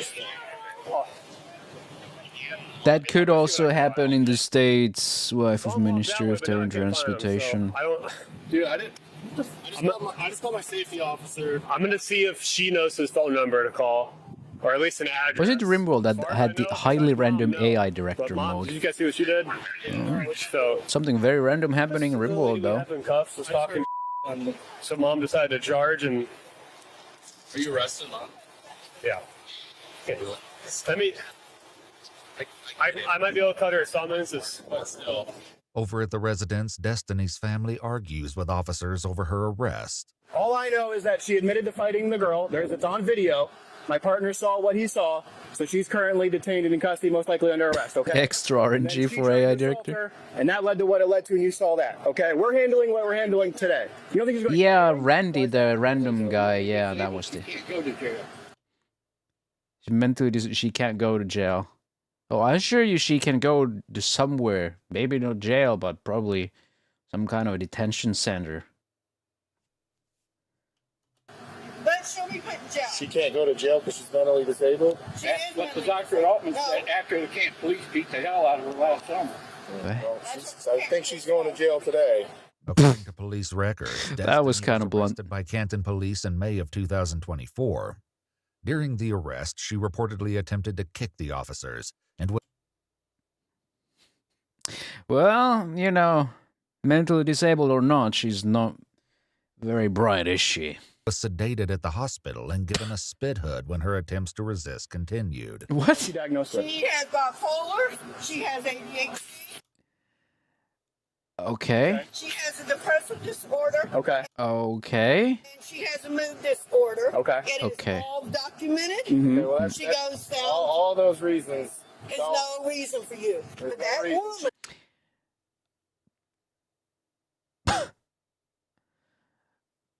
I mean, I still feel like you probably shouldn't be curb stomping an 11-year-old kid when you're built like a 40-year-old woman. Oh, okay, so let her go free and punch more children in the face. Yeah, that's what I'm thinking. Is like, okay. I mean, with my depression in the past, I never resorted in violence. Never felt like resorting to violence. Can't go to jail. Right, but that woman that is Going to jail. The one who just got cuffed and placed in the car. She's not going to jail. She just tried to fight with cops. She's going to jail. She's inside his cruiser. He's about to take her there. Yeah, we know. She'll Okay. be out by today. We know how y'all. God, it's like these people say the dumbest shit they can right in the face of a police officer, and then they're like painting ACAB everywhere. Like, what are you expecting? I think they could probably arrest her for that. All right, ma'am. How we are, it's not us. We're taking them to jail because they ran. A sergeant arrives on scene and is given a rundown of the situation, and a decision No, is our made daughter what to do about the is girl's disabled. She can do no wrong. I was gonna say, I just came back because like, it sounds like the kids turned into adults being with children. The lady we have arrested saying, I hope your kid dies, so mom got all pissed. Charges at her. So I kind of pushed her against the car, and they're like, you can't do that. So I think we're just going to give her a summons for obstructing and disorderly conduct so she can go to the hospital, and then we're going to take her for the assault. Yeah. Yeah, sounds good with me. So, thanks, Sarge. Paige was ultimately given a summons and allowed to go to the hospital with her daughter. That's According good. to news reports, the 11-year-old girl suffered a concussion following the incident at the Is she okay? playground. 34-year-old Paige Just a Deschamps was concussion. later I hope charged nothing with obstructing permanent. official business and disorderly conduct. Because I don't think a kid running their mouth deserves to have permanent brain injury for being a kid. Like, yeah, kids are fucking annoying, but I don't think you should give them brain damage for that. Both misdemeanors. She entered a plea of not guilty, and her trial is set for September 17th, 2025. Oh shit, that's coming up soon. As for 19-year-old Destiny Scott, in June of 2025, she was indicted on a charge of endangering children, before ultimately pleading guilty to a reduced charge of felony aggravated assault. She was sentenced to 18 months in the Marysville jail, with 98 days credited for time served. On June 18th, 2025, while her felony case was still... How is she 19? God damn. No fucking way. She looks older than me. pending, she was arrested again on a separate misdemeanor assault charge. She pleaded no contest, was found guilty, and received a sentence of 180 days in jail, with all but 15 days suspended on the condition that she... Dude, she was built like 3 19-year-olds and sounded like a 40-year-old. See select new Like, videos what the early. Help us hell? Keep uncovering case files that rarely come to light.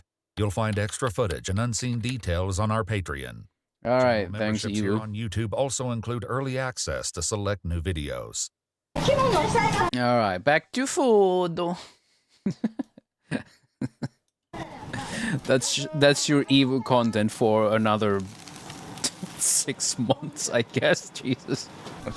Hey, at least it was more lighthearted than the previous one we watched.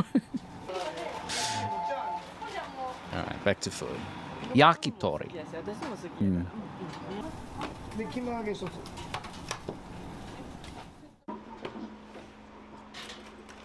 たくないね、もうしゃあないやんか。寝るタイミングってあるじゃない。コロナ終わった後って本当にきつかったんですよ。7月やったかな。あの時なんか少なかったんですよ。徐々にですけどね。 Just weighing chicken. 本当に苦しいからね。いつやめる。 I like how when I was working kitchen, and if I wanted to go for the way they was like, no, you eyeball it. You don't need that. And here they are like, needs to be exactly to the 0.1 gram. Japan is so different. Japan is so deep into that perfection. Look at that. なんでこんなボールがすられるんですかね。僕なんか言いました。言うてないでしょ一度も。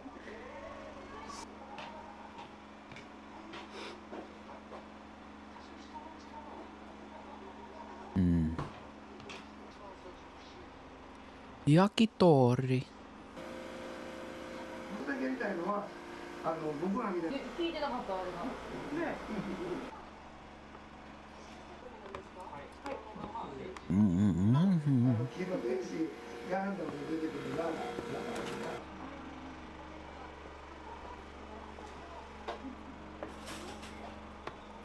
I kind of want to hide the bell icon as well, but it's a bit... Let me goof with it a little.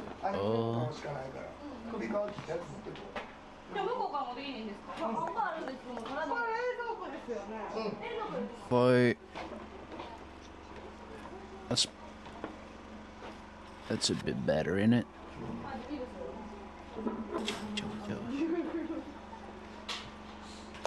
I think having the dark gray bell icon is a little restricting. こっちに切って後で取ってくれたら。後でね。ね。そうそう。 Prepare me for a buffet tomorrow by watching the food that I will eat.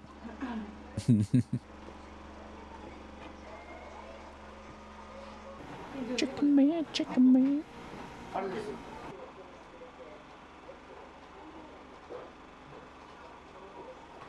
Little chicken skin between, huh? Nice.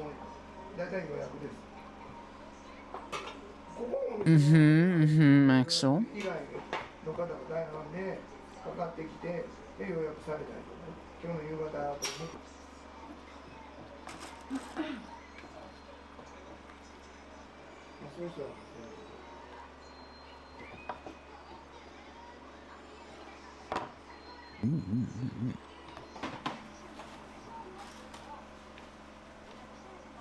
The gloves.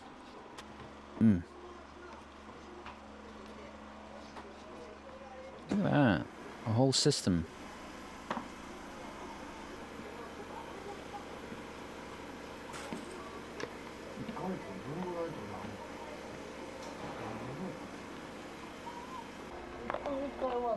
The cold A&W drink hits hard at night, not gonna lie.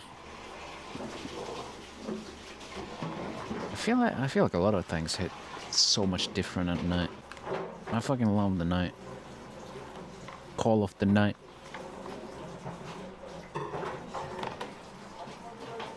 You've got no time.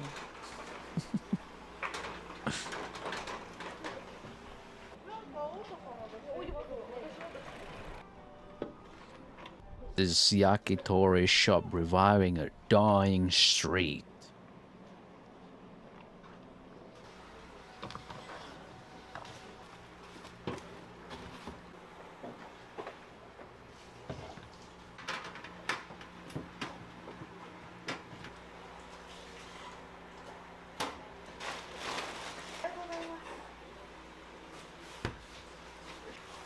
Oh, is that a rice cooker?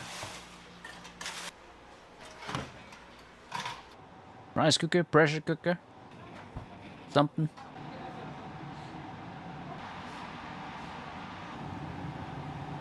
Is that a face? Personally, I live among the creatures of the night. I haven't got the will to try and fight against a new tomorrow, so I guess I'll just believe it that tomorrow never comes. Laura Brannigan, self-control.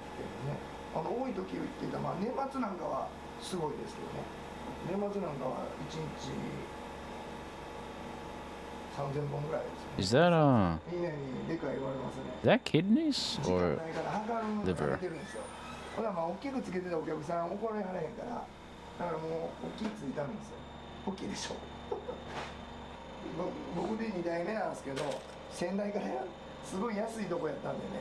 It's kind of rare seeing any other kind of innards in cooking. ね、今のご時世ちょっと値段高いじゃないですか、どこも。 So I can't recognize parts like liver, kidneys very easily. あと小さいのとか発送出てくるじゃないですか、これ揚げるんです。肝揚げはね、もうお客さんが待ってる人が多さにてるんで、前に出すんですけど、もう出した瞬間にあったらすぐ取りに来られますね。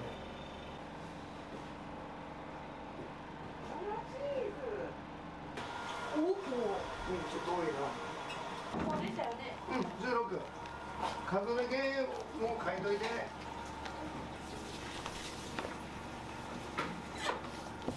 Got a little flour on them.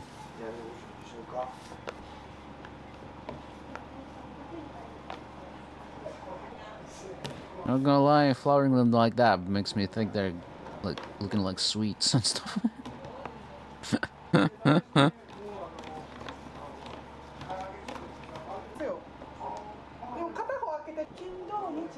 10時から18時で、月火水が16時から18時で、木曜が定休日。人はめっちゃ少ない。平日とかも全然歩いてないです。わざわざだから来てくれてるんですよね。ここに買いに。結構でも地方からも来てくださるんで、なんで多分いろんなとこから多分地元だけじゃなくて多分いろんなところから来ていただいてるのかなと。京都の人も来てはりましたよね。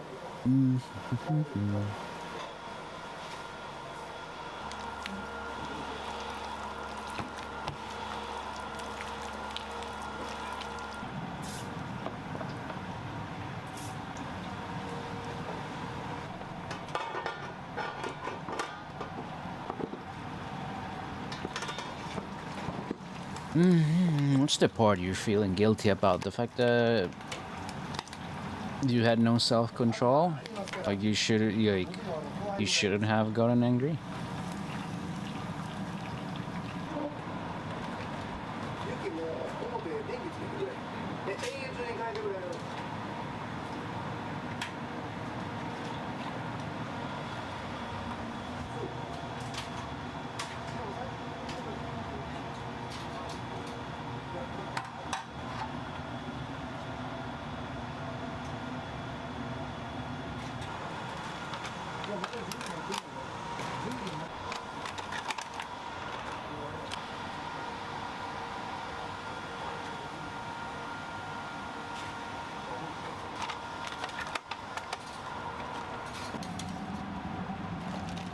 You know, if this yakitori shop wasn't hidden, imagine.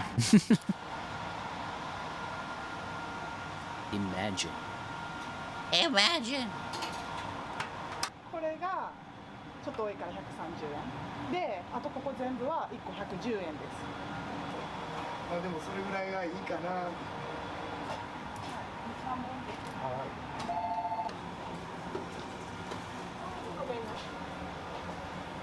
皆さんどこいらっしゃい。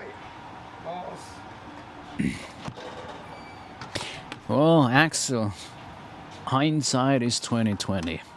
レシピは知らんから、そう店長が夜に。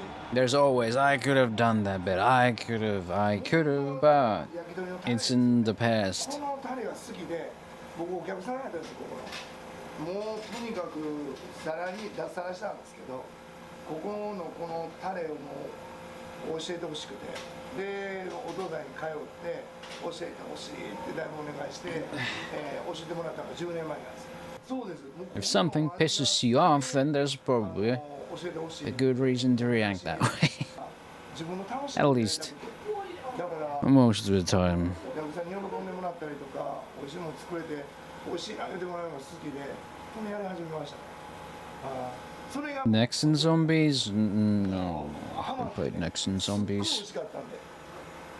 I know of it, but I might have like tried it, but I can't say I've really played it. I always just played Counter-Strike. Being born and raised in the West.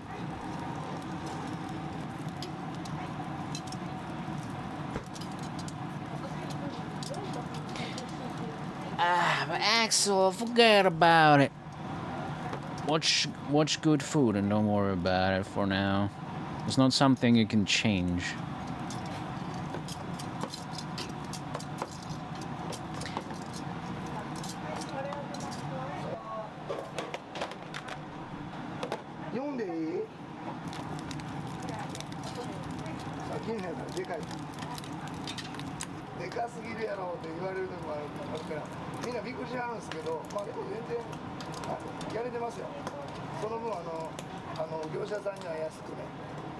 Counter-Strike. これも大山ですよ。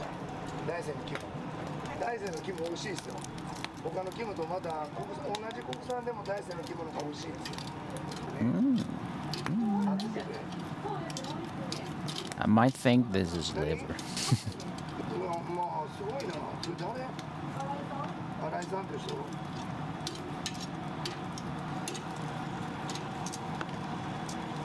種類出てくると思います。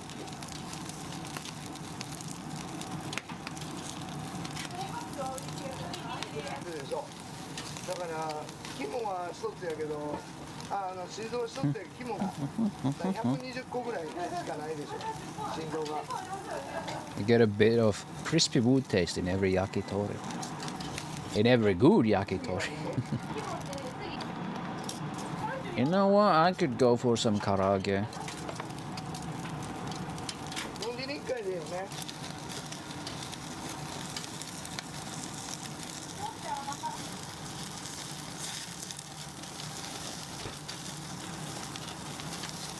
Skewers manner is the best way to eat anything.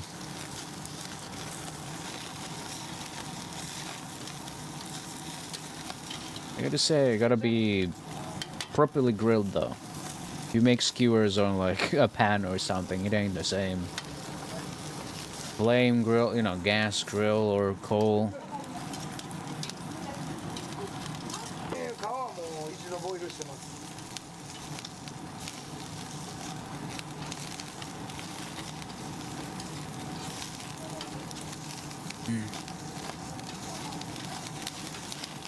If mind if I ask, is the whole culture war as bad as people made it out to be? Like woke via non-woke and whatnot, especially in your country, is it widespread? Seems in Asia it's just what is American now. No opinion. That goes into hardcore politics, which we do not talk about here.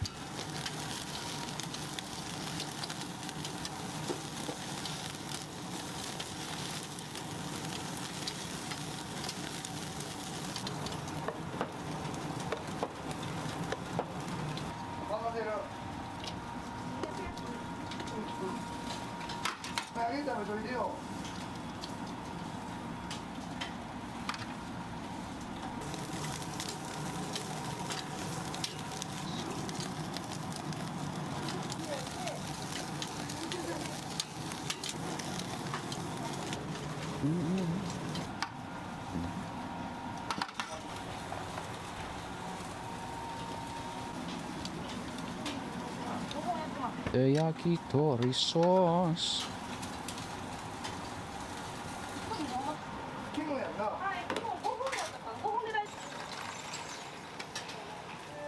Walk no. I just want to grill for George's sake.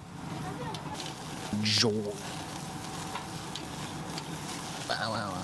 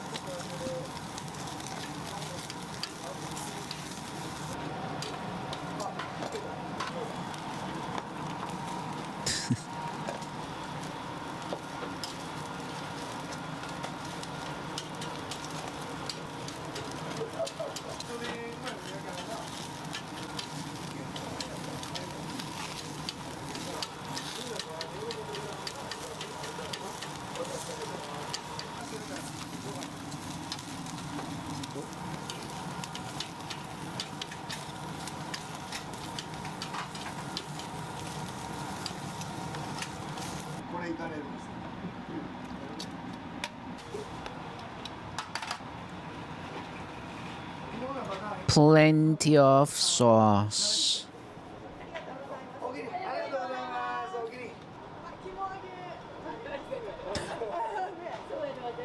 孫買ってるとこれ入れてあげたらな喜んで食べてくれるんでねありがとうありがとうございます焼きたてですねほぼほぼ、はいまあ何本か前の人に焼いたらこう余ってるやつを出すことあるけどでも大体聞いてから焼いてますね Put on the subs. やっぱり冷めると硬くなるからまあ極力もう冷めてもええねん言うはる人もいてるけどやっぱあったかい方がええねんある人 It's fine even if it's cold. It's fine. But piping hot straight out of the grill is the best. 今ちょうだいっていう人も何人かいてはるんでその人のために、10本から20本は置いてます Mm. どんなとこ行きたいですか、まあ、例えば東京行ったりとか、まあ、名古屋行ったりとかこの焼き鳥持って行って秋やんと If you want to date Olatita, you gotta know how to eat a taco. Does that mean if you wanna date Guga, you need to know how to grill a steak?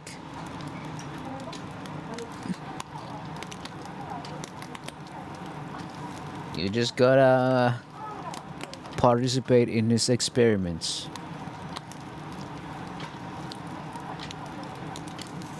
Gotta be like, hey, you wanna eat some of this experiment I made? And you gotta say yes.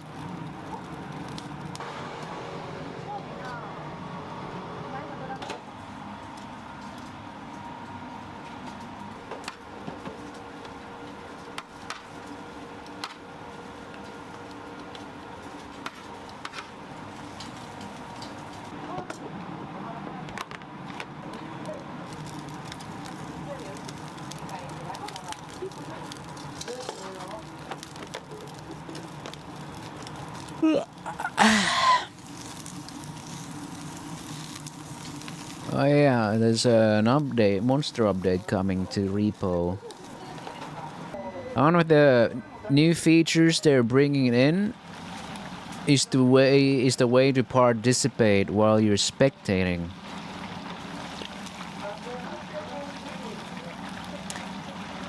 So apparently, you have like the head, and it charges battery like a little bit. Hey Asu, welcome. Hope you're doing well.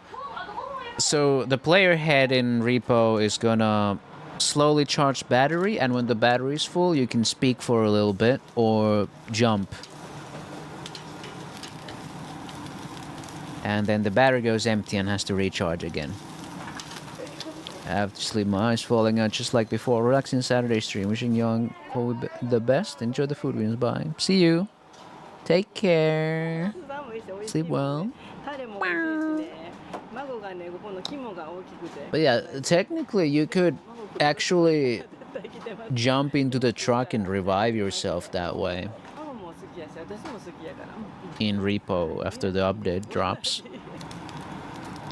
And just make weird noises if, you know, if your friends can't find your head. So, first game ever to include spectator participation. Well, no, not really, but, you know, it's so rare. It's so rare that you get to do anything while you're spectating, like especially in quote-unquote friend slop games. How are you doing, Kronk?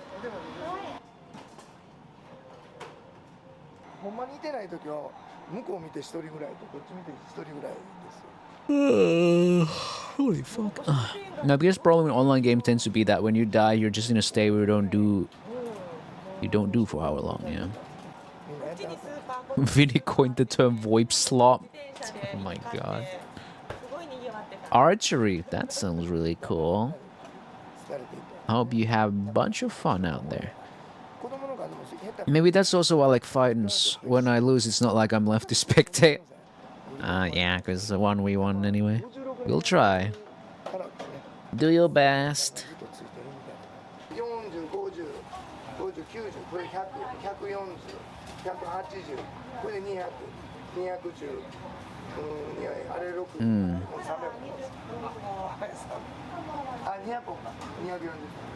これも切れたらもうちょっと I feel so strange seeing people using blurring as a way to censor things in videos these days.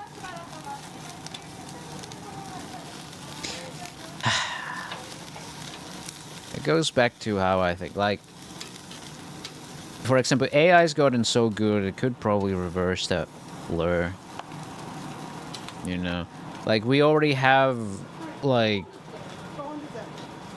alphabet tools that can reverse motion blur from like register blades and stuff.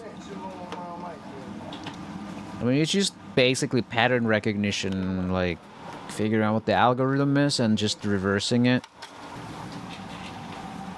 Like do a negative version of the movement and it just kind of pops in place. What's stopping something like a modern day AI from figuring out the pattern? Because, well, you know, AIs are pretty good at pattern recognition, you know? So, of course, the most reliable way to censor the thing is just to add a black bar in front. Completely destructive. There's nothing.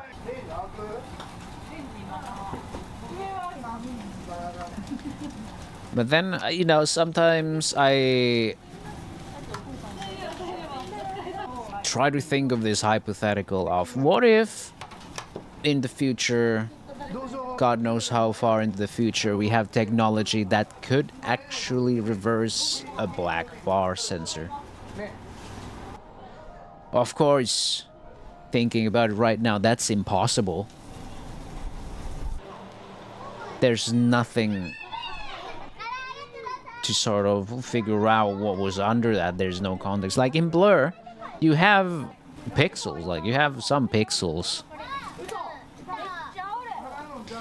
But with something as destructive as just covering something up and rendering it out. Of course, if we talk about things like in you know, this could, you know, you can move these around on whatever, like on the UI level. But whatever's in the video, of course, is in the video forever. And if you just add a black box over like text here, how would you even be able to reverse that? You wouldn't be, right? So it's kind of like a sort of a mental exercise trying to kind of figure out what would that technology even look like, or what it would do to reverse that.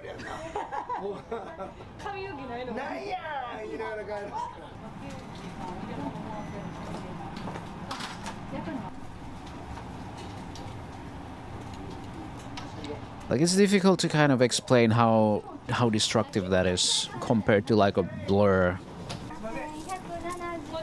Blur still has the data, but like completely blacking out the thing is nothing. There's nothing. Most you would get is everything surrounding that sensor bar. Oh, that was just nice. Oh. Ooh. Is this real? Holy shit, what a shot. What the fuck? That's like a painting, goddammit. What in the fuck? Gork, is this real? God damn it, Boris. Hey, how you doing, Boris?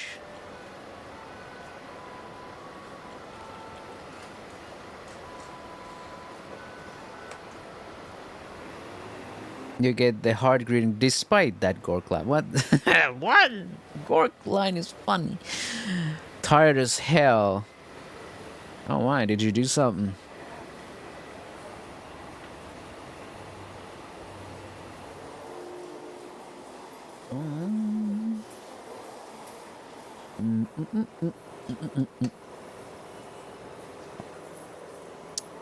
I hate that. Grok, is this real shit? It's the most annoying garbage. Yo, just block Grok and mute the word Grok. It's kind of funny when you block Grok and someone's trying to be like, hey, Grok, is this real? It can't do anything if you block it. Though I don't know if they fixed that. Oh, I see. I see bullshit. Mork, is this real?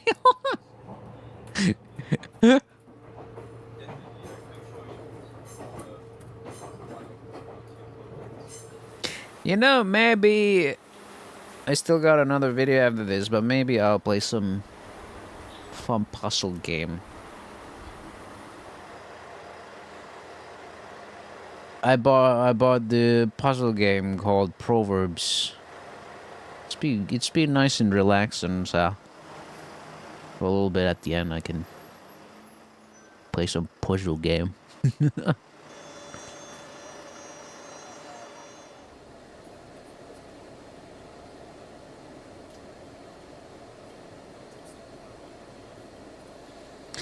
Yeah. So I bought Proverbs and then 2 other games from the same developer, the same kind of puzzle games, and I don't know, after I finish them, I don't know what the fuck what the fuck after that. What do I do? Go back to 2042? 2048. Yeah, 2048. What the fuck? Or Solitaire or some shit.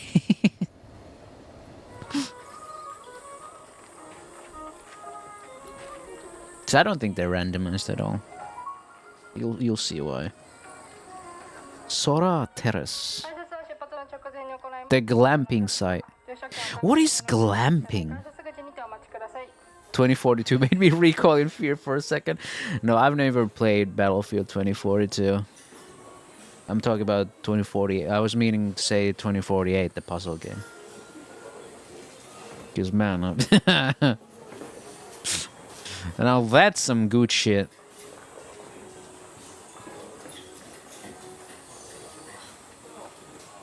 I hope the video title and channel name have been visible enough. Like, my preview is smaller than it probably is for you guys, so... So I'm kind of trying to have a balance of legibility and not being too fucking much of a nuisance. Of course, I could have it over outside of the video, but then the setup becomes a little weird if I want to do that. It's doable, but either I have to cover the people's names or it's gonna be so tiny, like behind me, or it's gonna get obstructed by me.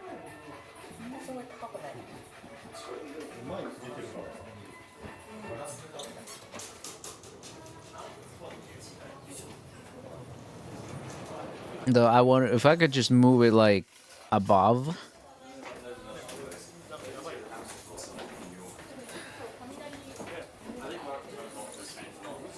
You know, I don't want to move it. Sometimes OBS does some really fucking weird shit when I try to move grouped objects for some reason. I don't know.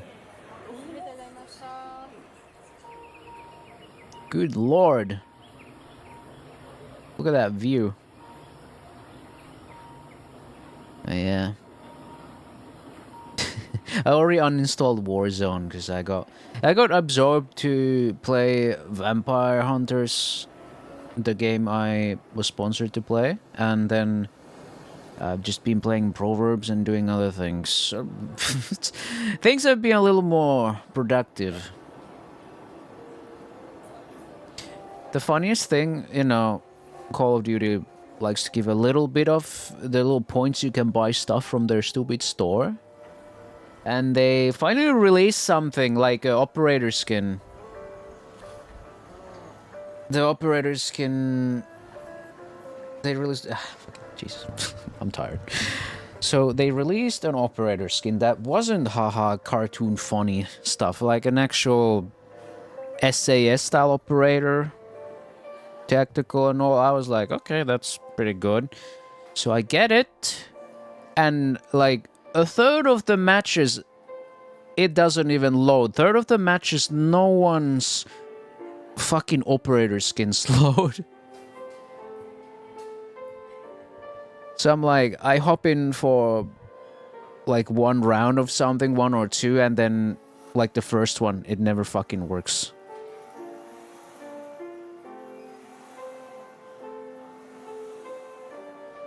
Like, yeah, amazing. They released Warzone 2 because Warzone 1 was spaghetti code.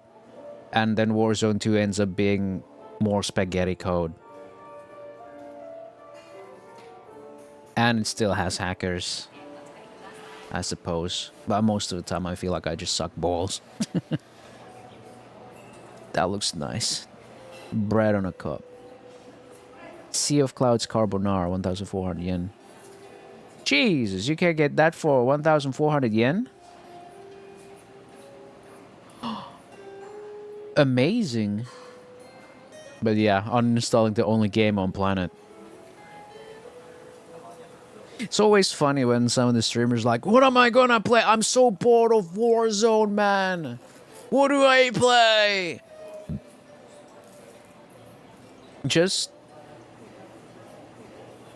be truthful with yourself, man. It's not that there are other games to play. You just can't stream anything else because you grew your audience with that fucking shit, and now you're stuck. There are games to play. But yeah, people are too busy fucking money maxing and shit. Yeah, they can't stand losing the numbers.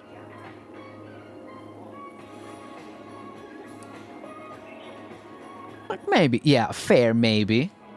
But also like, holy shit, you have no other ideas. You have no other content ideas. God.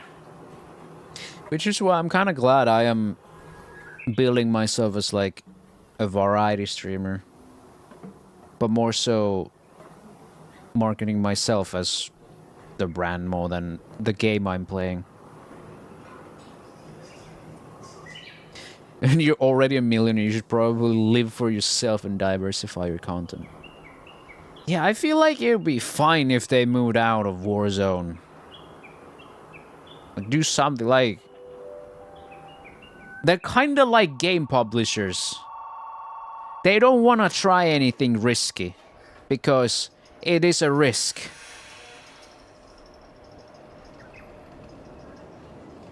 So I'm kind of in a fortunate position where I don't need to give a fuck. I can experiment as much as I want. So if I get an idea, oh yeah, I could do like Left 4 Dead with like fuck ton of mods, I can. And people will fucking love it. Because I'm the one presenting that content.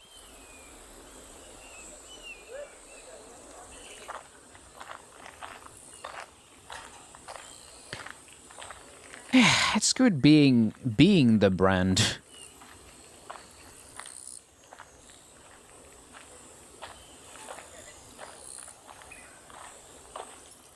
Like there are YouTubers who could do anything and people would watch it because they watch it for that personality, right? Who's that kind of content creator? I mean, Casey Neistat, for example, does a lot of different things, but people watch the channel for Casey Neistat.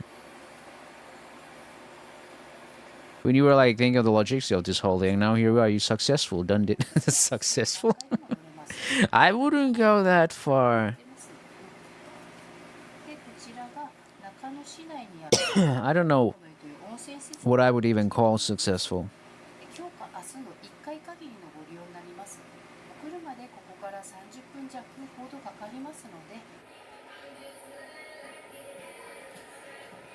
I'm still very much in the build phase.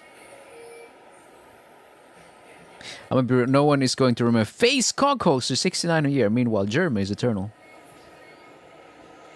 People are coming here to watch you, not the games you play. Well, I would still say we're in the build phase. Regulars are always here to watch me, sure. So that, you know, that is true. I'm watching you. Oh god, the trend where VTubers were watching you. VTubers are still watching. You forgot your camera. Ah.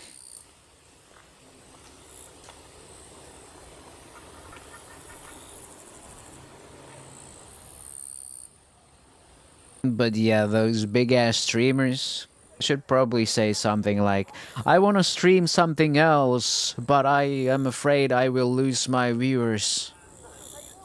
Well, the answer is simple, just viewbot.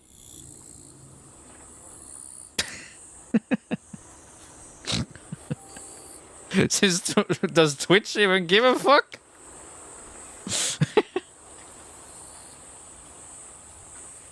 Or maybe they are afraid they have to pay more to viewbotting services. It's like, oh no, I'm getting such a good deal, but if I stop streaming Warzone and play fucking Silk Song, does viewbotting even work anymore? I don't even know, because I don't care. Because shockingly, I do not do it. So I do not know the ins and outs of it.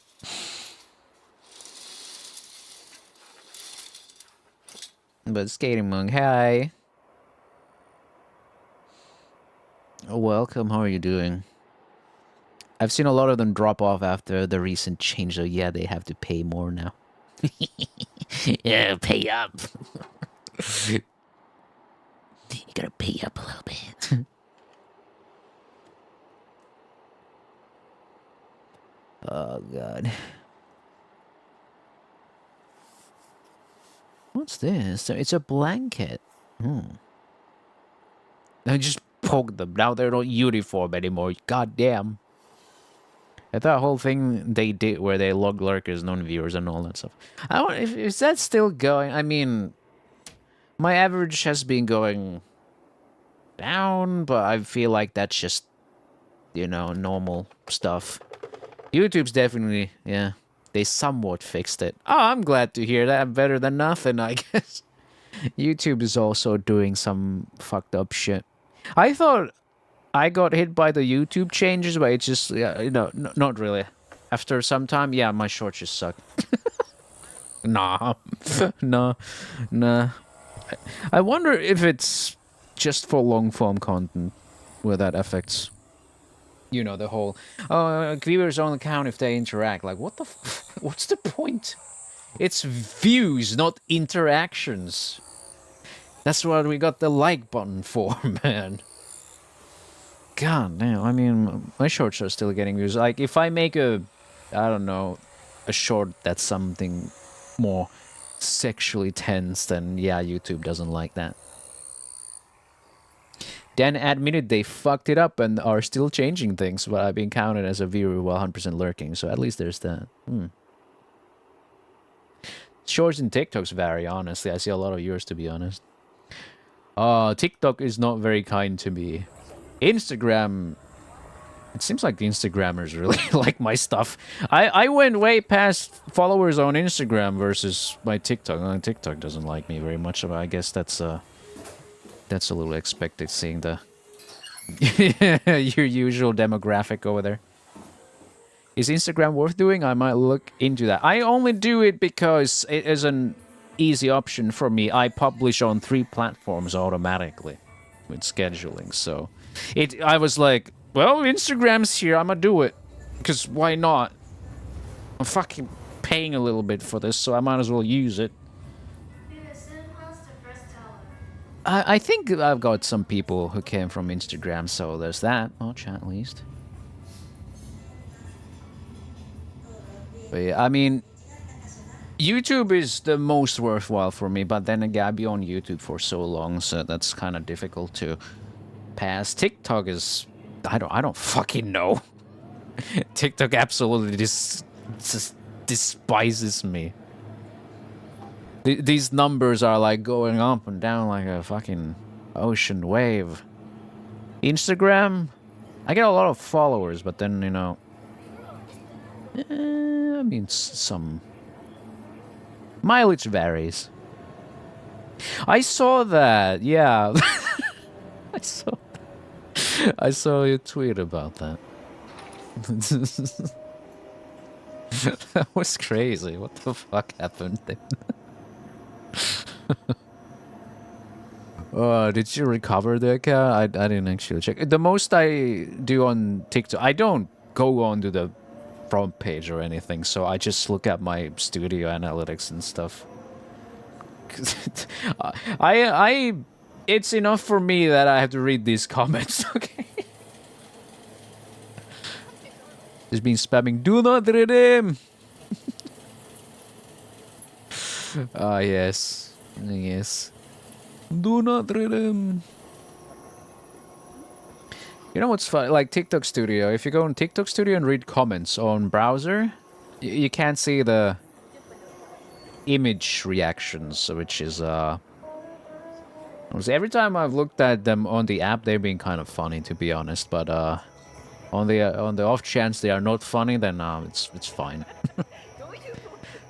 Do not redeem. I do like this comment. You know, about me talking about people crying about me doing the VTubing shit, you know. Someone said, obviously they cry about it because they also want to be an anime girl. You are just slaying it. I wouldn't say I'm slaying it, but thank you.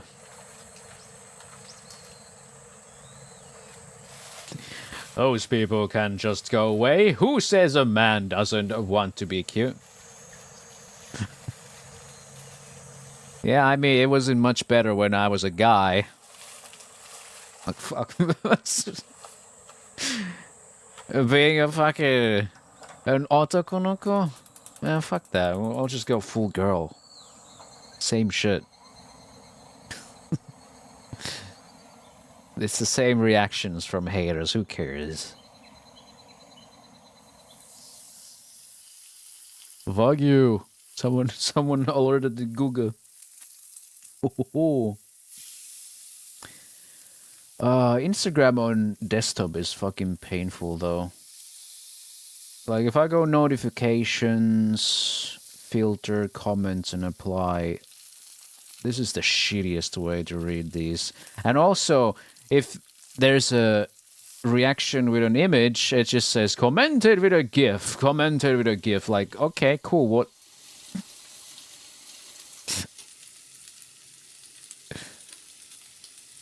And yeah, most of the comments here, they just kind of get cut off. I have to do like a really weird way where I go, let's see. I have to click more, your activity, photos, reels, and then I have to pick the individual reel to properly see the comments.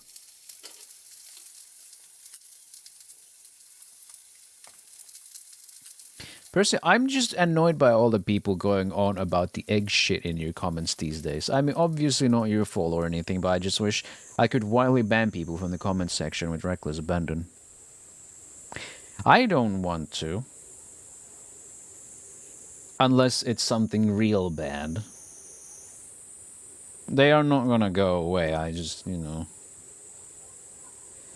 But also, it's good for my metrics. Algorithm likes it.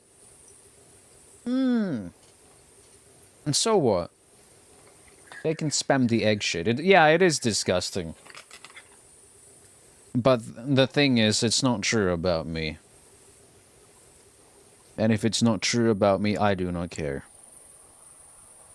I am not an egg waiting to be cracked. I am hard-boiled as fuck. I will splinter under your fingernails. You will hate every moment of it. I will boil your fingertips. You will not have recognizable patterns on that skin after that. I guarantee you. But no, I'm not an egg waiting to be cracked. You're like 20 years late for that. Because you know what? I had time. I had a lot of time to reflect on my sexuality. I am not insecure at all about what I am.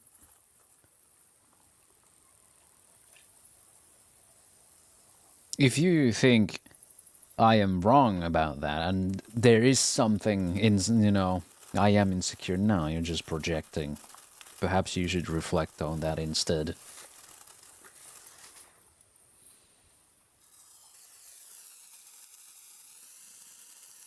Like, it's nothing crazier than I am a bisexual and I like cute things.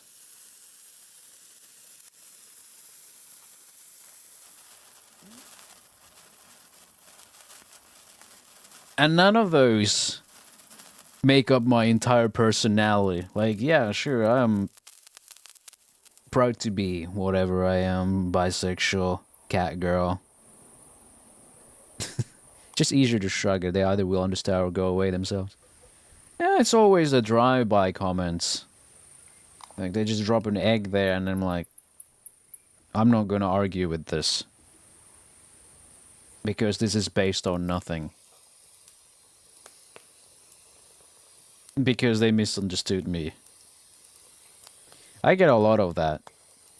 I get a lot of people just misunderstanding what I'm talking about. Like I spoke at the start of the stream about the guy completely missing my... Well, not completely, but just strawmanning the shit out of what I was trying to say. The core argument being people project their insecurities on me.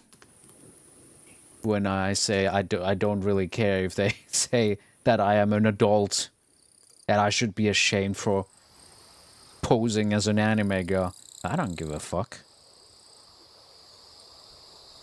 And then this person claims that everyone is talking about how people are hating for no reason. I never ever said that there was no reason for the hate.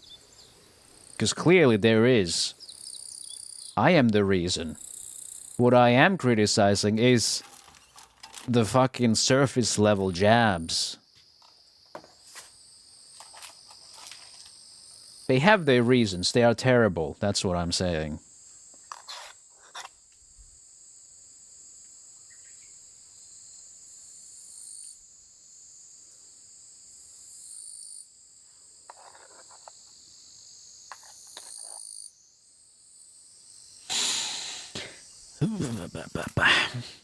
And it's like they take a really weird shift into explaining that in the US, they have freedom of expression. And we are allowed to make fun of you. It's like, okay, cool. But I'm not from the US. You don't necessarily have that right over here.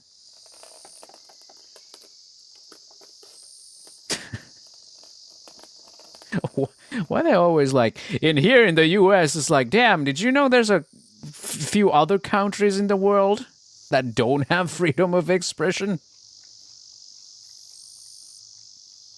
I'm outside of that jurisdiction, even if I do end up on like 42% of US demographic. 100% of the time without fail. People who go on about, I'm allowed to make fun of you, they're the type to go nuclear if they're made fun of.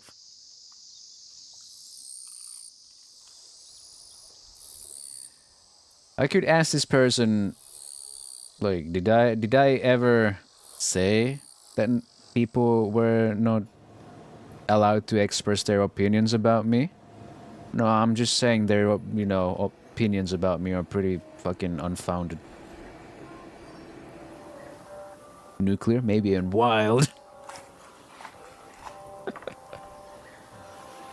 I'm nuclear.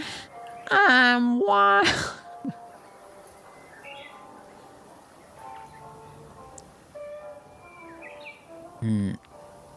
But again, this is the full comment. If you would like to hear it again. Everyone is talking about how people are hating for no reason. I understand that some people have hobbies, but in the good old US of A, we have the legal right to make fun of people for doing what they like. Freedom of expression. Now, sorry, they did not add any fucking punctuation to this.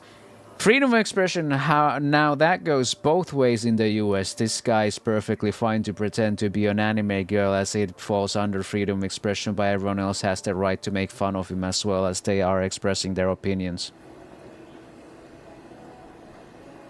Why are people afraid of punctuation? But yeah, that's the comment. Has nothing to do with my core argument. Saying in the USA we have the legal right to make fun of makes you sound so fucking dumb. I don't know why you should be proud of that. We can shit on you all we want. Okay, big boy. All right, that's like the most immature thing I've heard today. And goddamn. I mean, sure, you can make fun of people out here.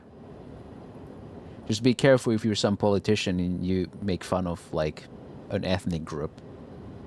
You get fined. And maybe thrown into jail. If I could ever hold my hand out with some seeds and a small bird lands on my fingers to pick the seed, I'd be so happy. That intro was the best. You could train a crow to do that. Like a wild crow could do that. It takes some time, but it's doable. Because they're smart birds. Smart burbs. But, I guess that doesn't count as a small bird, but I think it would be cool as fuck. I think crows are cute.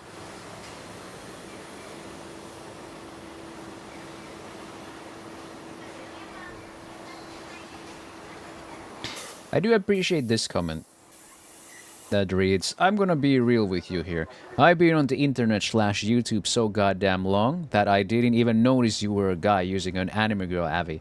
My brain just tunes it out at this point. If you spare the energy to give a shit, I just have one question.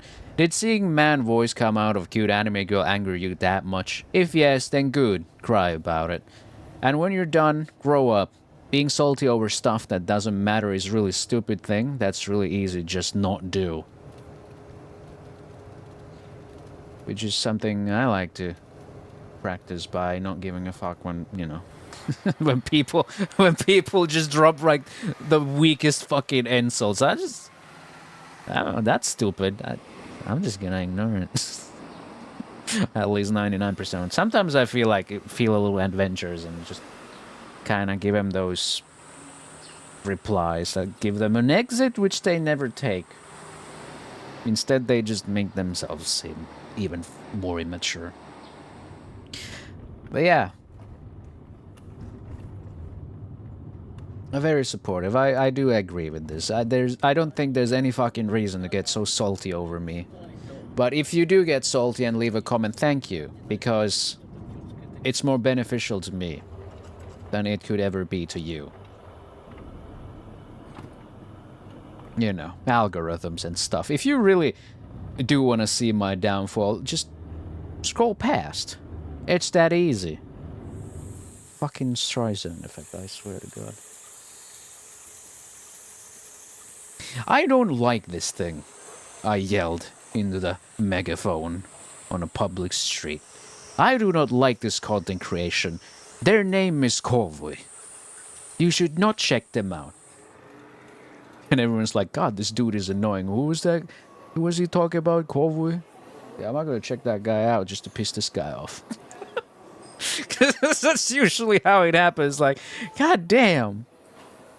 That's always what happens. You piss off people by being annoying about someone and they're like, you know what, this guy sucks so bad, I'm gonna check out that guy who they were talking about. Just to spite them.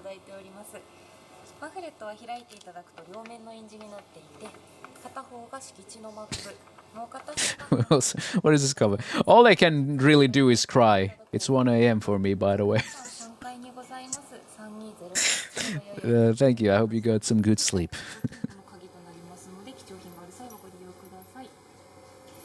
So sometimes these comments are like, okay, yeah.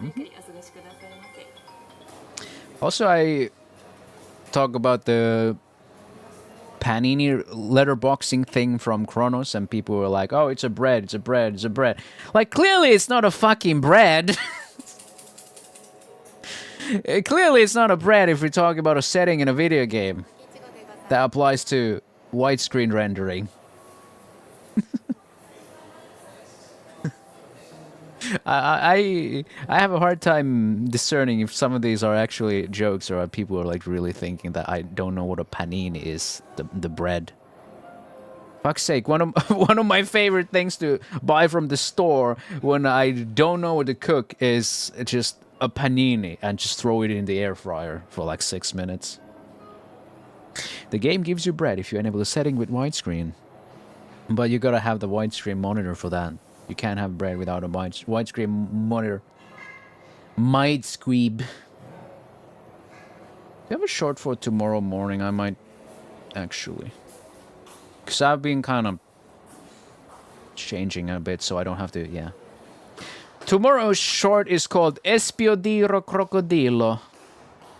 In the morning at least. I'm gonna make more when during the afternoon.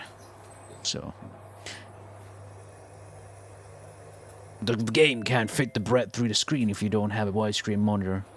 There's that one comment, what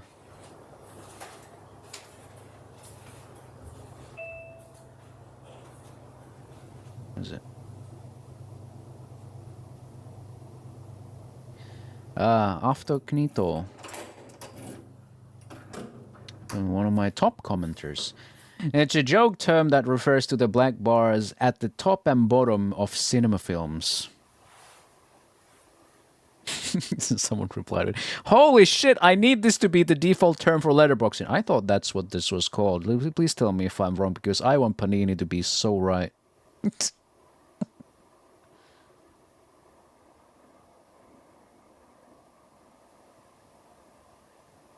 Panini. Panini. Oh yeah, YouTube set the most relevant sorting to be the default, but I actually noticed you can actually set it to newest and then you can click on the filter icon, the funnel icon, and there you can set current filter as default. I guess most relevant would be cool if you got like 1 billion comments, but yeah, shows how much they care about, you know, the large majority, I guess. I mean, realistically, people who this was meant for, I don't know. I feel like they wouldn't be reading their comments all that eagerly, you know. But at least we get the option to set our own filters. Oh yeah, glad to see everyone enjoys the Among Us short.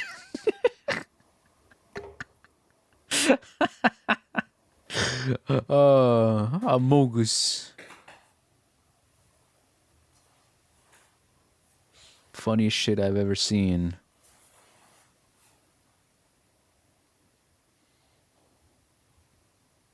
Among Us. There's a spy among us. Fucking sleeper agent shit. It's kind of like for Vinny, it's like the whole spin. For me, it's like every time Among Us. A spy among us.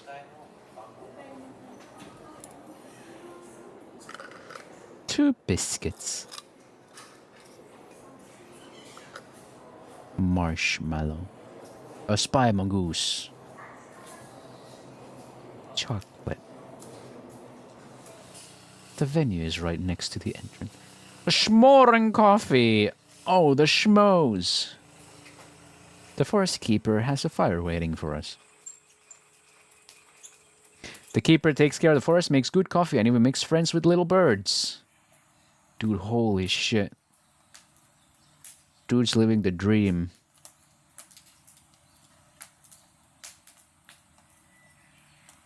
Gets to chillax in the nature with cute birds And he's also a fucking amazing barista.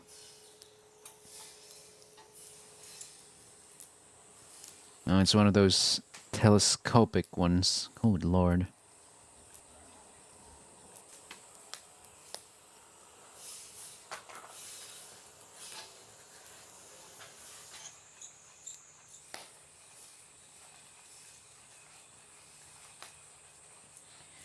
Remember having wood workshop in school?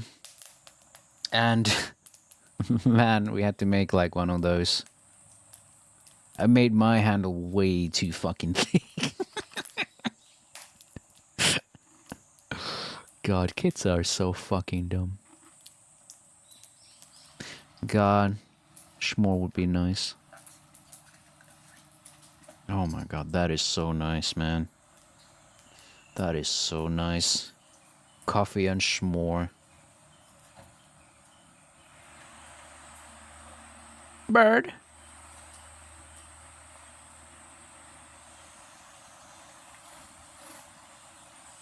Imagine if I was a bird VTuber. Jesus. Those wings.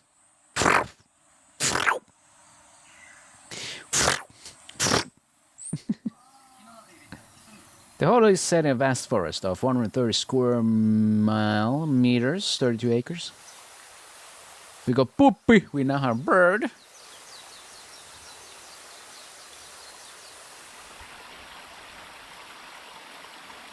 Man, you can see the fucking pixels are suffering during that all that motion.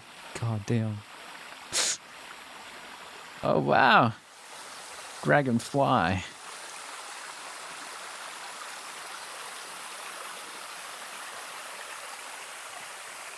Mm-hmm.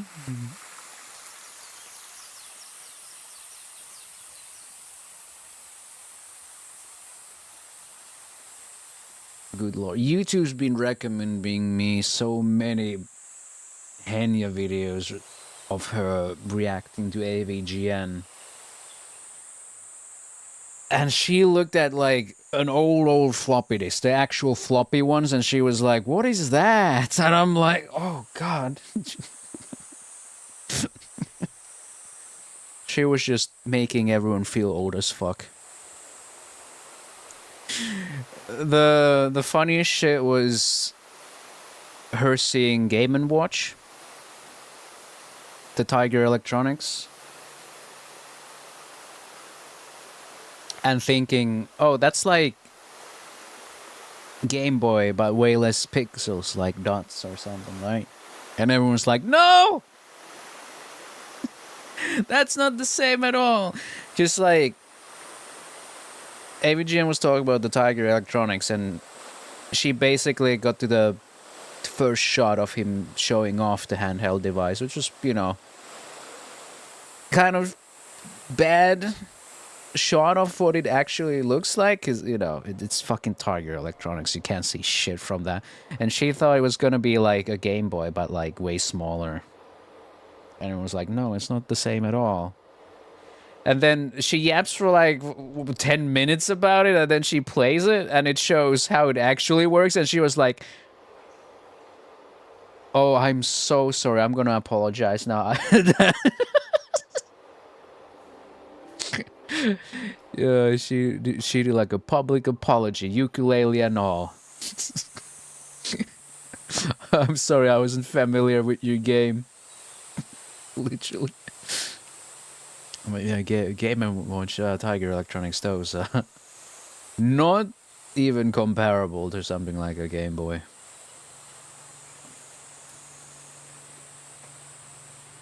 Whereas the Game Boy renders pixels and all that cool stuff. Tiger Electronics, they just got like graphics drawn to it and then they light up. I mean, hey, there always be really sharp illustrations on that, I guess. God, that shit just sucked balls. 64 bits, 32 bits, 16 bits, 8 bits, 4 bits, 2 bits, 1 bit. The Game and Watch.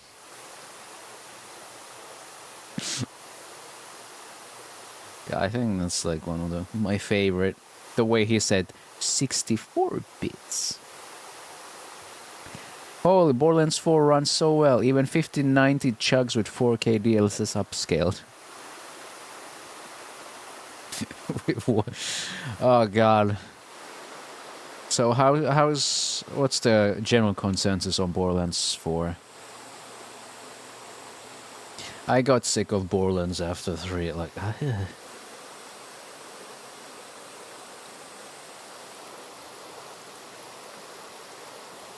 it's like mid 60 FPS on 5090. How?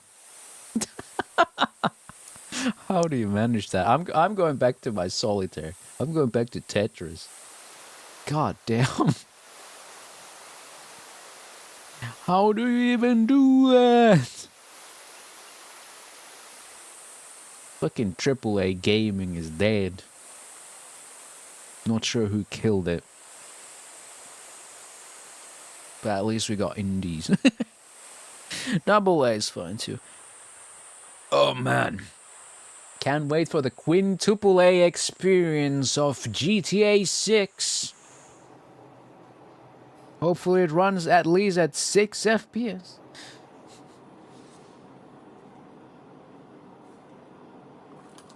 Just by 5090 motherfuckers are strangely quiet right now. Dude, how many 5090s do you need to run a game these days? What is it? Asahi?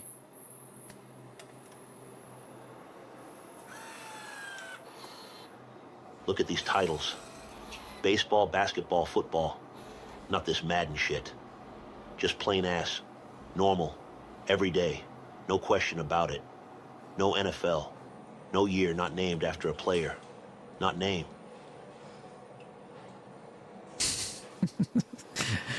How many times are you gonna do this, John? He's not gonna read all that shit. Not named. Not named. Tony got tired. He's in paid. He's not paid enough to read that much shit. Oh my goodness, that looks great. Oh, is that fucking cantaloupe ice cream? Oh. He can't name anything, got a stroke. Can he name the doctor after this shit? You know, last week I dreamed that GTA 6 map got like it was big as fuck. What if I tell you it's gonna be even bigger than you dreamed?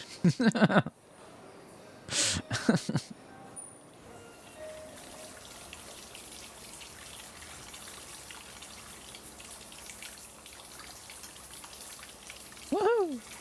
Ice cream! Now I want some ice cream, honestly. Maybe next time.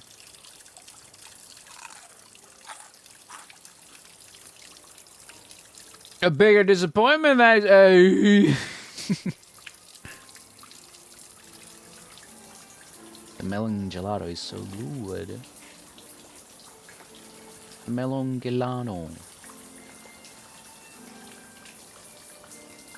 You know, if I wasn't a VTuber, I wasn't opposed to showing off, you know, IRL shit, you know,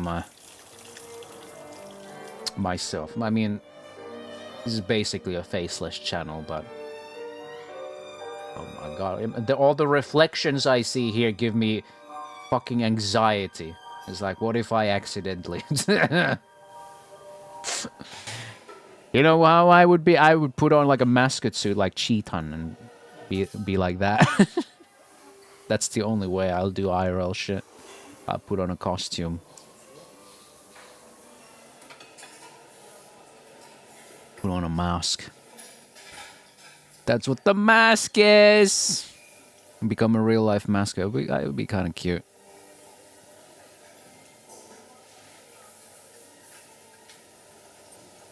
That shit gets hot though inside, so I think I would die. But yeah, I don't know. This would be the kind of content I would make. Go to places, show some shit people don't usually go to or can't afford. whatever, you know. This channel has almost 600k subs. I hope she reaches it. I love this channel, it's great. It's nice and chill.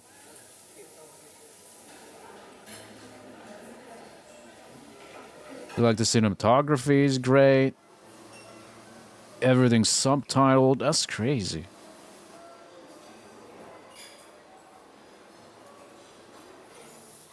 Like these are like 30-ish plus minute videos with full subtitles. Like, god damn. That's a lot of work. Like, probably one of the parts about video editing I hate the most is subtitling things. Which I haven't been doing as much lately. I don't know. I guess it's a thing that most VTuber content has. It has those crazy subtitles and stuff. But then you watch like other content creators, they don't do that shit. At least like for every spoken word, you know. Just like the most impactful things, you know. Or when you need to, you know, refocus the viewer or something. But for VTuber content, there's always something going on. Like, that's kind of what I criticized about the editing for one of Saba's highlight compilations for Peak when she was playing with Doobie. And I think those two are comedic powerhouses just as is. And the editing didn't complement it very well. Like, because it was like constant rapid fire editing back to back, no room for jokes to land, no room to breathe. Like, I was more confused watching that shit, honestly. Like, I didn't watch the Peak stream. I've seen the couple of clips, for example, on Twitter, and I thought they were funny as is.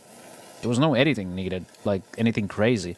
Like maybe a zoom, maybe a shaky fucking or something when Doobie falls down the fucking hill. But watching the highlight video, like, there's nothing against Saba here, of course, but the editor, I feel like, is one of those editors who are very skilled at making motion graphics and putting down edits, but they have like no purpose. Like, there's no purpose to their decision. They just do it because someone else does it as well. Because that's what all VTuber content is, and it needs to look like that. And I mean, sure, it works for the average fan of VTubers, you know, but it doesn't work for me. I just honestly think it would have benefited from more minimalistic editing. Like, it didn't really need much because Saba and Doobie are funny as is.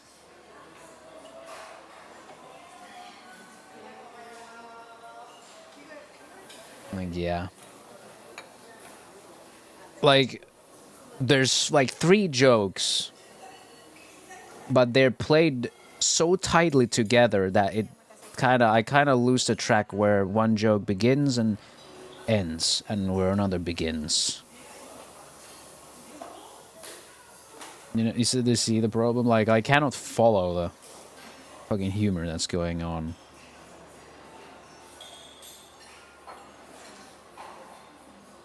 Certainly my editing is not perfect, but at least I try to, yeah. I try to let some space and air to be with my jokes. You know, kind of like in that YouTube short that one guy said I was stealing from Google. Looks so good. Yeah, the food looks fucking fantastic. See, you might think that me like giggling a little bit is all that there is to that reaction, but you fail to realize that there's also the way I pace it, the way I laugh about it, you know. It's not the magnum opus of reactions, like textbook criticism given or whatever. It's not academic type of criticism followed by that. Not all reactions are like that. Ew. Oh, that's better. But yeah, you can say that my reactions are not good enough reactions, but they are still reactions.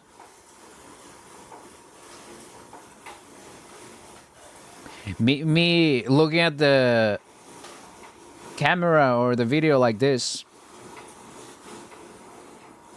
is a reaction. I do that deliberately. I do it for the funny.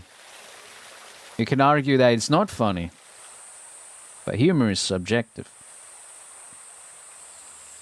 I just do what I think is funny.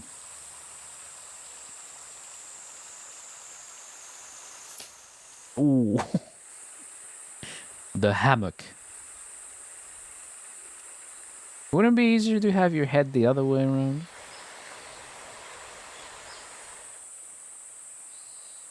I'm starting to feel hungry. What? you just got into the hammock and now you're like, damn, I should get some food again. Free order style with plenty of local Zao ingredients. Zao! Even the guys in the video start feeling hungry during media streams. Pancetta and summer vegetable risotto. Made with local rice and vegetables from nearby farms. Whoa. Pasta. What is that shape called? I saw those at the store. I got more penne though. I like penne. These are pretty good too, but I like penne more. Do you like your pasta a little long or girthy?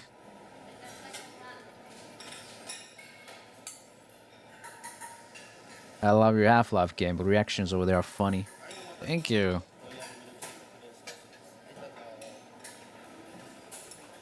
People really want me to do the same for... what was it called? The fan-made one. Fucking forgot name. You know the one, the famous one. Entropy Zero. Yeah, thanks, Porsche. Brain farted. Yeah. I might do that. You know, on December.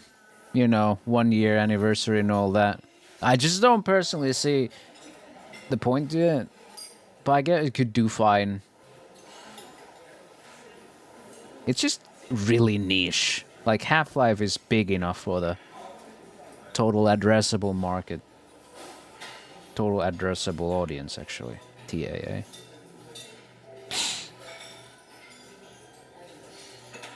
But, you know, why not, I guess. It's not like I probably have way better ideas or anything, you know. Maybe it's a bit nostalgic. I wonder when the original air date for Half-Life 2 was the Gmod thing, the original date for, because the video came later, of course, on December.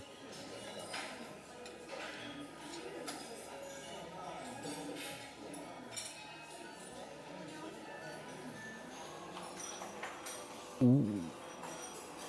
Oh, I thought that was going to be fluffy, but yeah, okay, that's a cheesecake. I thought it was going to be like a Castella cake, because it like looked like it.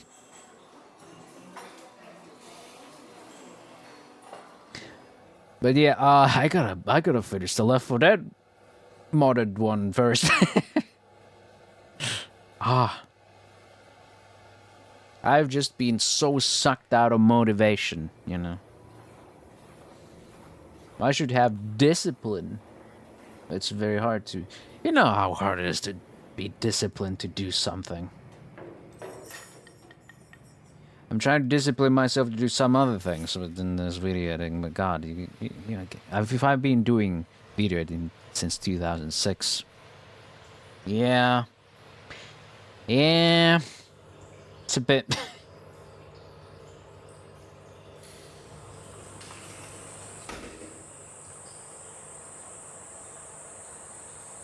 I guess that's one thing I'm burned out about.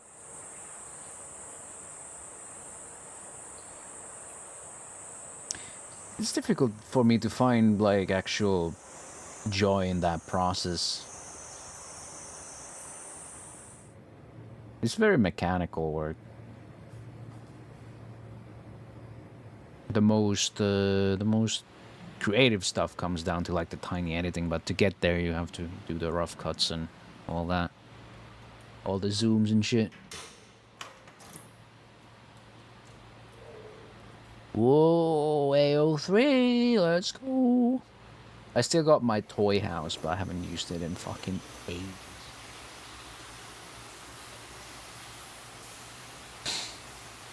Snow gave me the invitation to toy house.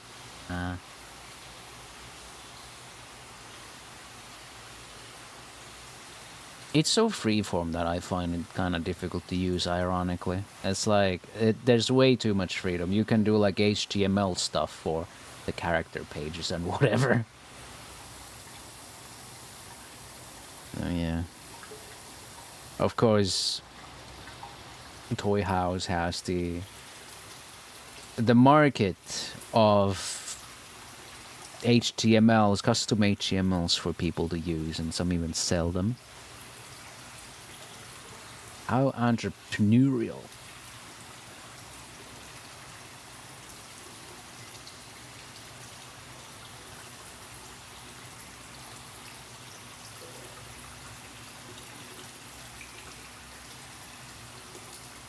It's a little hotter near the spot. I can actually see the fog. The large sauna is open daily from 3 PM to midnight. Wow. Wow. It's closed in the morning. No morning sauna? Damn. Outdoor bath area. Each bath has a different atmosphere. This looks like a roof if it was inverted.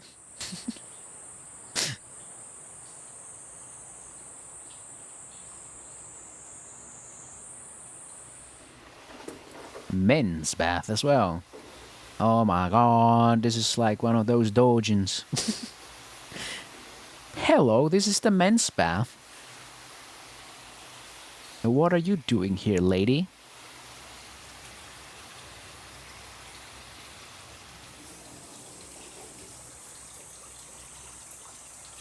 I should totally become a famous hentai artist and draw like a onsen situation where dude is trying to take a bath and then a hot fox girl comes and fucks her. 10 out of 10. Best plot.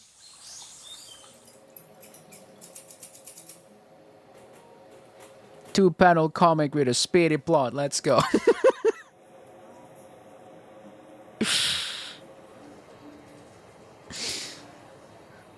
Realist of the real plot. Plot.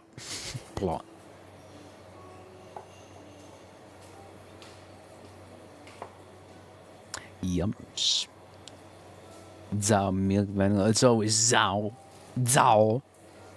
Zago. Zago.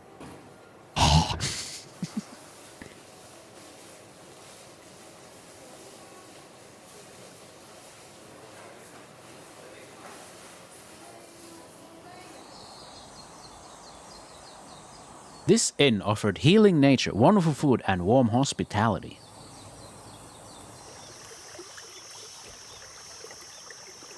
We'd love to come back again in another season. Do they ever, like, revisit any of these places, I wonder? Whoa! Roomba!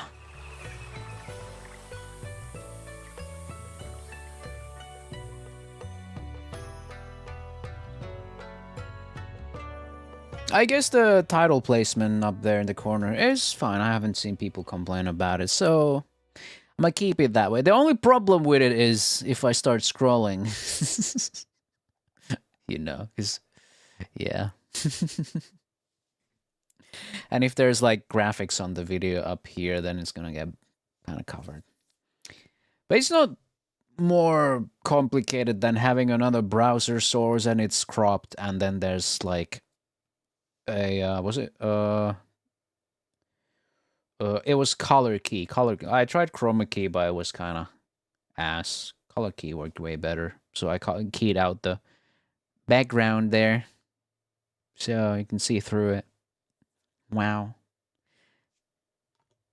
But I'm not gonna change the category. I'm just gonna hop into proverbs, and I'm just gonna do some puzzle solving. Exciting, I know. But I think of it as like a alternative Tetris stream kind of thing, I guess.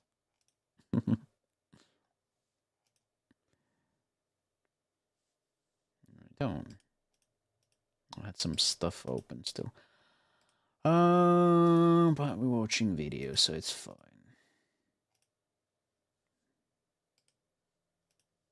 Let's see. This game has pretty chill music.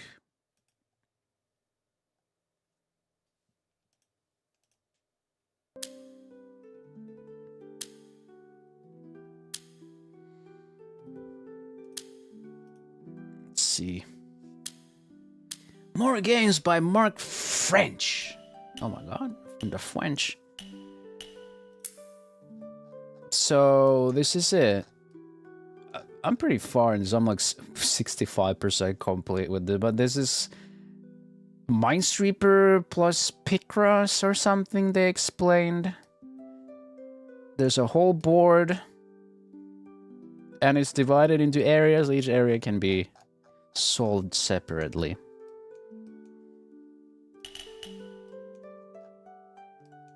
So this is proverbs, because some areas unlock proverbs for you to read. Crazy, I know. Each number tells how many lit numbers there are within 3x3 area, and you gotta figure out which one they are. So, for example, this is like here in the edge. This is 4 lit squares, so that's 4. And in the next one, there's also 4 lit. So there's already 4, so the rest are like so. And you keep on going until you finish it. I love artsy Minesweeper. Bit of Minesweeper, bit of Picross. I think that's what they call it, like Picross.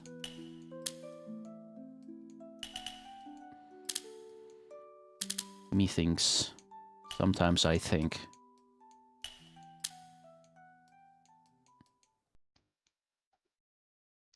Picross Minesweeper. Whoo. It's fun. The sound effects are very satisfying too.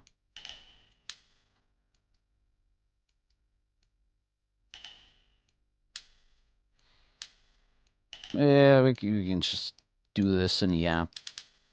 Then again, we've been yapping the entire stream, though.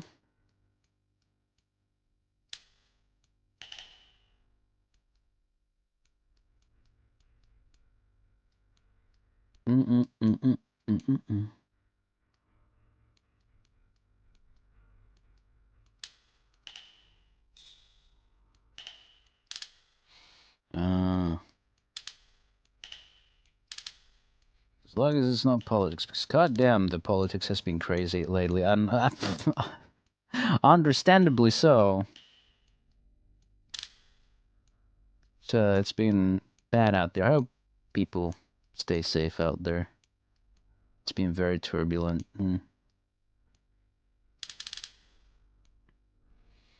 What happens if you make a wrong move? How do you know which color to use? Okay, for example, I've solved up to this point, this 6. This 6 means the light. There's 6 lit up pieces in this 3x3 grid.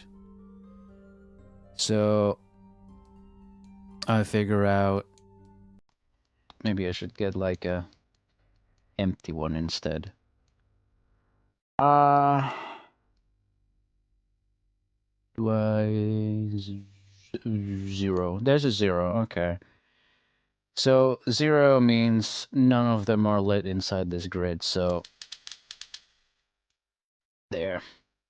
That's how, that's how I know. There's 9 here, which means all of them are lit in. So 3 by 3, they're all lit. And if we check this 6 next to it, is these are lit, which is already fulfilled. There. And you go from there, kinda.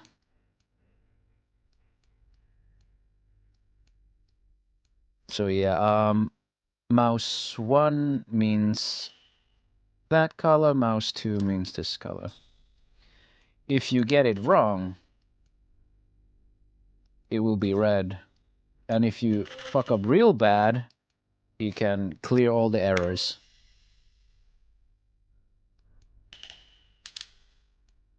But yeah, I just and at in the beginning, I was kind of doing that kind of brute forcing.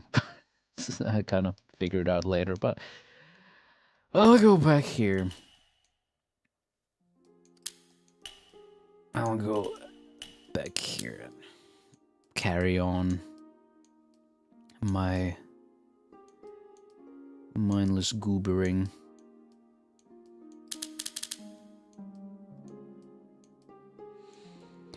And yeah, it's a good game to get some tunnel vision as well sometimes. It's nice. It's nice just kind of like, you know.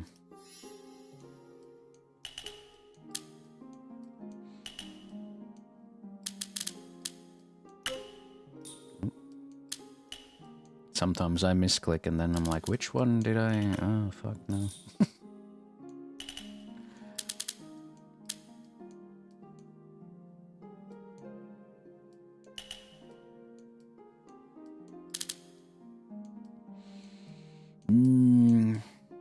Pretty cheap game, was it?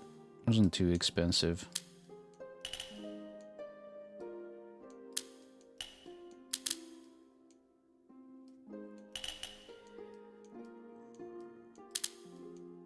And sometimes you unlock a little proverb when you finish one of these areas.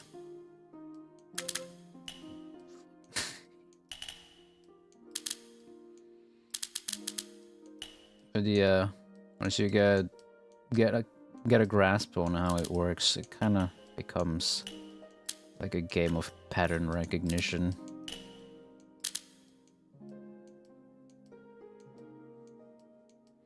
Can you see the patterns, young one?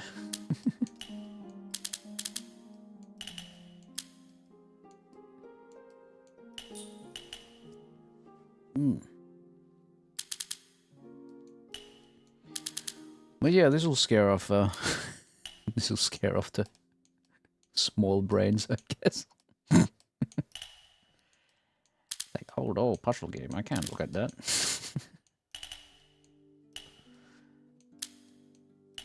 I'm surprised sometimes. Like, oh wow, I do like puzzle games. I just always forget about it. Like, I enjoy the light puzzle elements in Andy and Lele, for example. Are you winning? Yeah.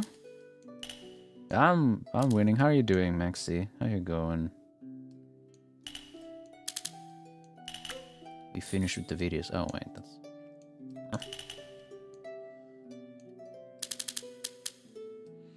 Waking up in the morning. Asshole cat woke me up. Looked at me, then jumped off the bed. Aww. Aww. Aww.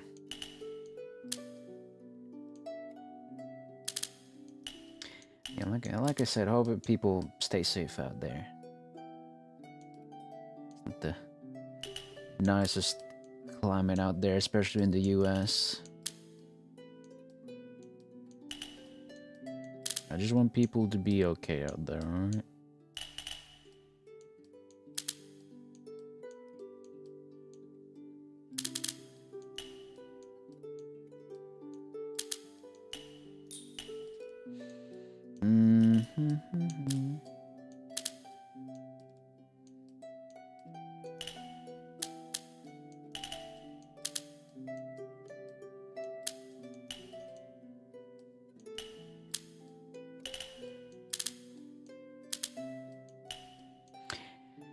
Yeah. Yeah, puzzles, yeah.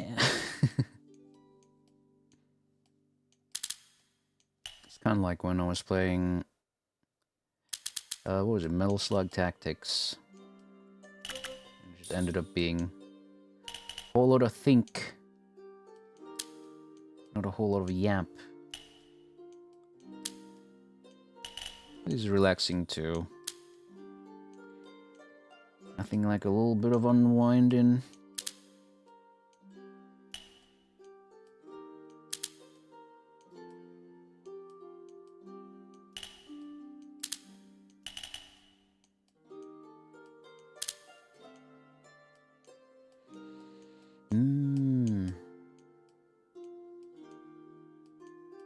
But yeah, I was still a little confused. I was a little confused when I started this out.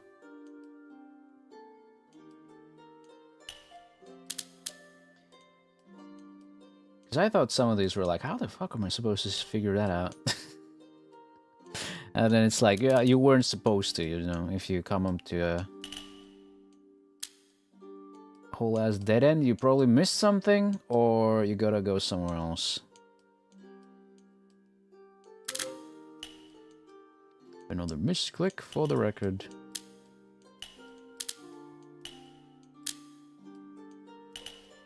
But yeah, after I realized that, then... Oh man, I started clearing these way faster.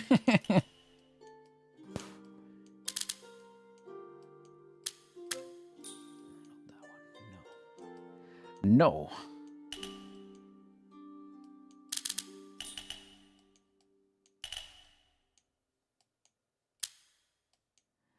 No.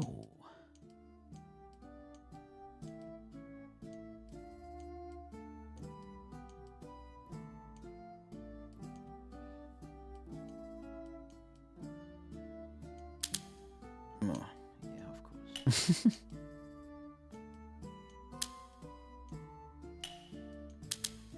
Some of that Celtic music, Celtic core.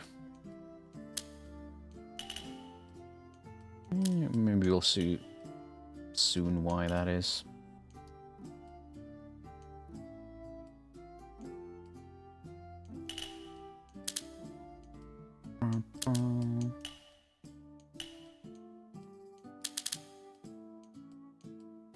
Sure. Did I miss that?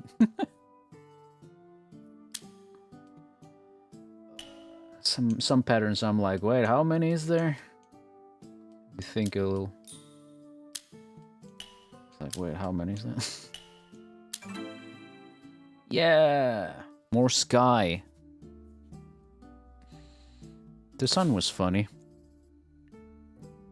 Everything, however finely spun, is revealed in the sun. Nothing can be hidden forever.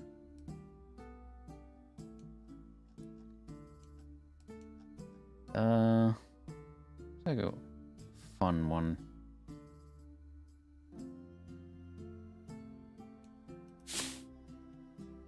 To hold a candle to the devil, to flatter and make friends indiscriminately.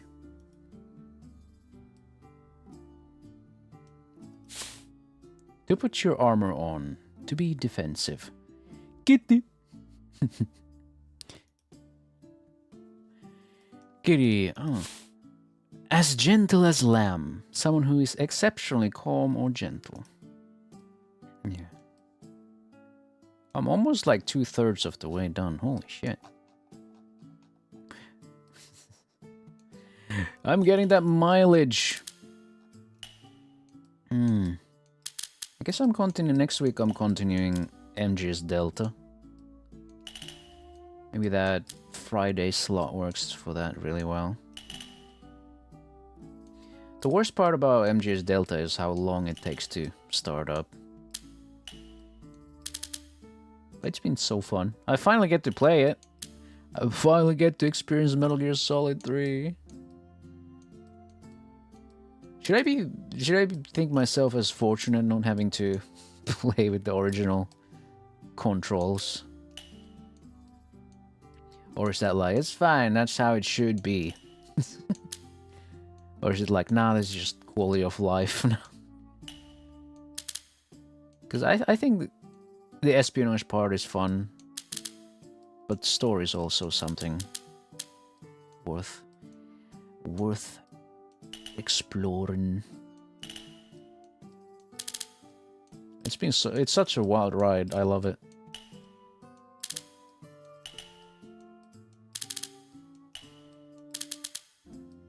And of course, Oslo is fucking amazing.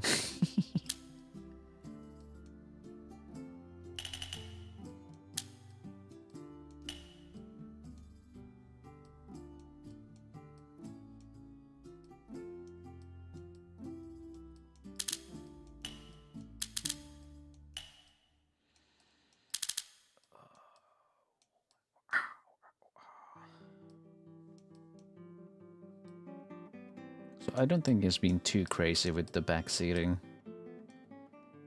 Which is nice.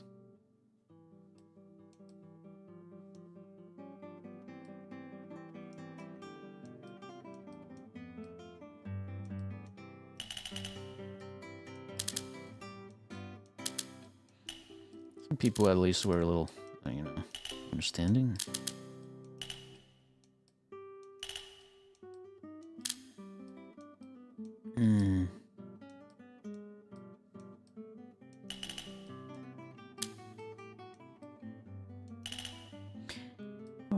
At least for most games, the finding out things yourself is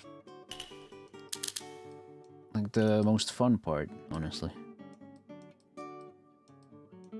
Even if it's something like, oh, well, the developers couldn't explain this part very well, it's still like fun dissecting just how fucking bad they got it wrong. Or how badly they could, you know, fucked up the explanation for some mechanic.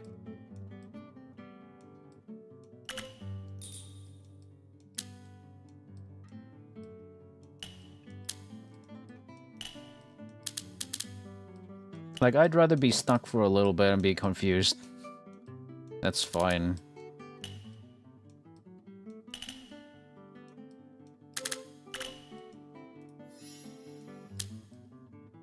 There's nothing wrong with that.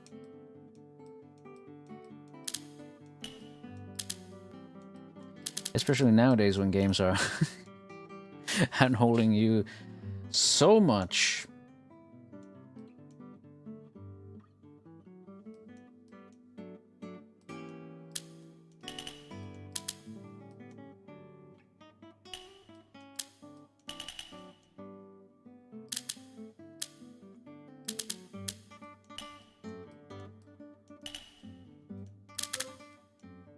Yeah, it's fun to hear from people who have already played the OG when, you know, I couldn't.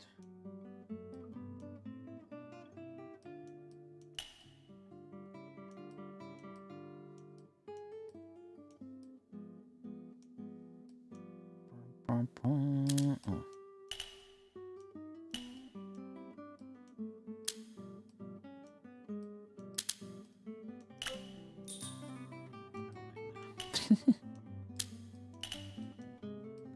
Now the rest of this. Where there.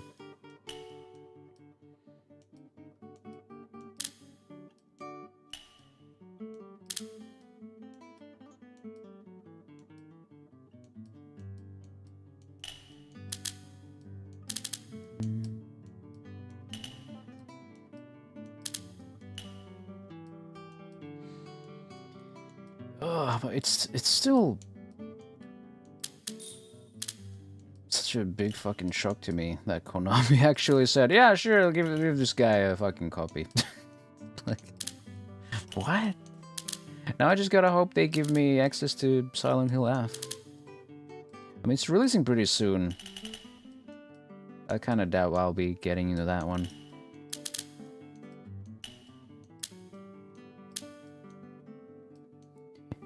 Just bugging them directly. It's like, hey, I played the MGS.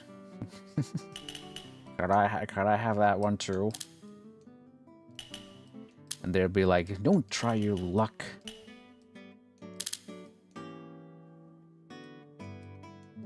Don't you dare. Ah, we unlock the proverb. Not caring whose house is on fire as long as you can warm yourself at the blaze. To take every opportunity regardless of the consequences to others.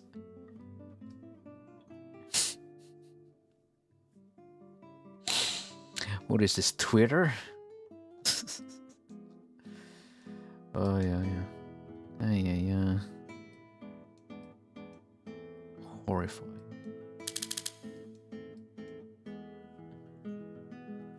You ever pass by a burning house and and think to yourself, how can this benefit me? It's that one exactly. Oh.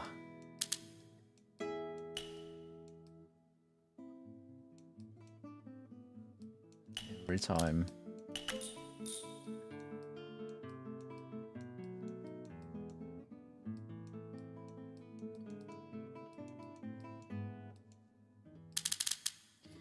Cool. 0. Okay, that's I guess that's it. Next. Ow. Many places. It's a big one. All these big areas in the past were so intimidating to me too. It's like, what the fuck? What the fuck's going on? What the fuck? Numbers everywhere. Where the fuck do I start? Something like a 0 or a 9 is a really easy start, or something like if a 5 is here and it's like, get out of the way. I didn't ask for you.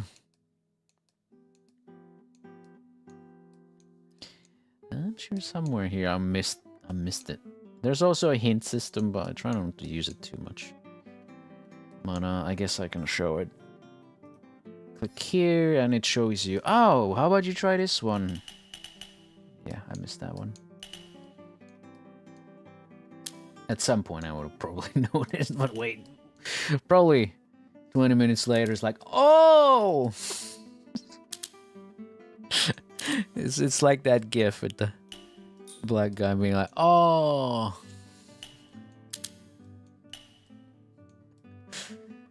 Showing you that there's a Pornhub and you don't need to go on Twitch.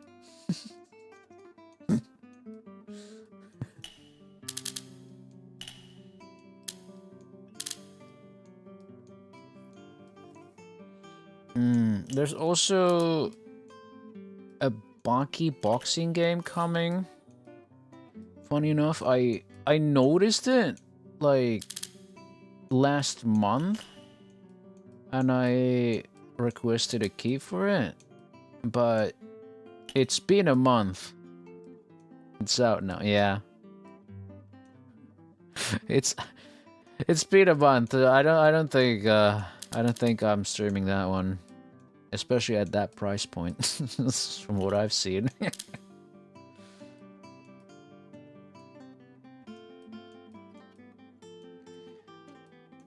Yeah. I just thought like, oh, maybe some people would be interested in seeing that. But I guess not. I do try to think what I would like to play, and also what would people also be interested in, you know. So the interest kind of aligns. I think people would have loved to see that one, but I guess it ain't happening. I guess it can't be helped, but it's a little annoying when I send a request and, you know, there's no obligation for them to respond, of course. Like, well, yeah, they probably get a ton of requests and all that. But it's kind of like sending in a job application. It's like, yeah, technically they don't have to. But, God, I can be a little grumpy about it.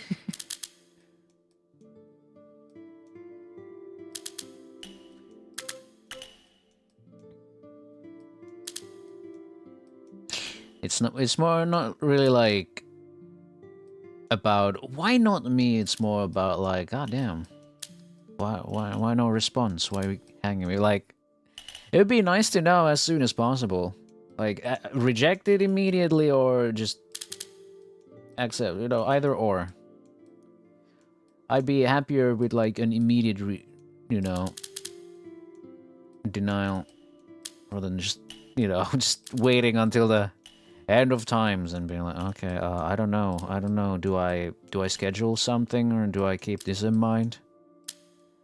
So I feel like if I don't hear from them in like a couple of weeks, I feel like it's over. So I feel like I'm not gonna be playing Silent Hill F. It's probably gonna have the premium price, which you know me, I am playing games with that kind of pricing. 'Cause I don't think games should be that fucking expensive. Never pay more than $20 for a video game. I haven't played that game, but man, that is good. Good mantra.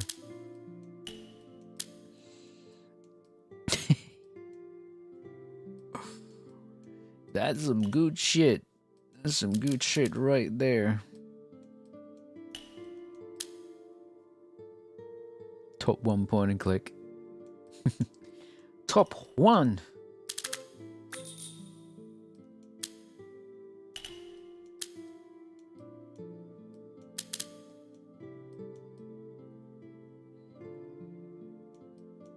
I feel like if I would play a point and click, I would just replay Shaw Mythos.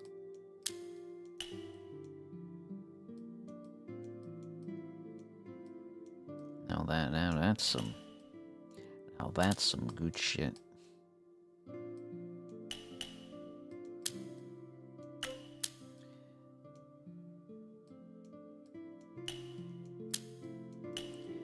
How many times do I end up replaying Shaw Mythos?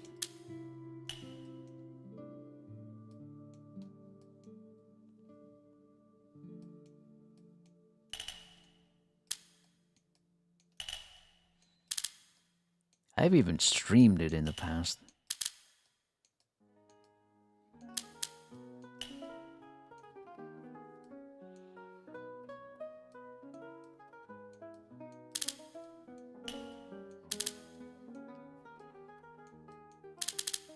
It's also a little bit thanks to Shaw Mythos that I found the band Blind Guardian.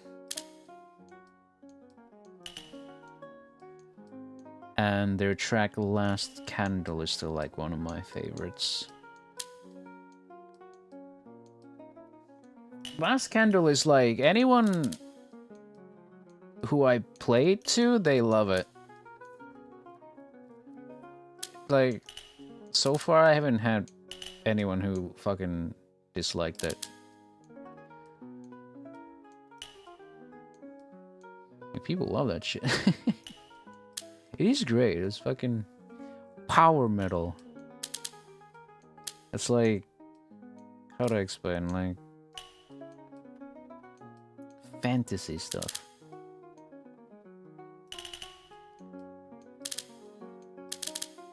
That shit slap. And you know, the track Last Candle was used in like a good AMV style video of Trilby's notes in the past. I was like, holy shit, this slaps. That was such a long time ago. You find faves in the most surprising places. And that's the wonderful part about music. Actually, I forgot, you know, the spaces. Like, I was like, I need to find 6 light pieces and only these 2 are darkened. And I'm like, oh wait, that counts. You ever play 1, 2, 1, 3? I think I did. I think.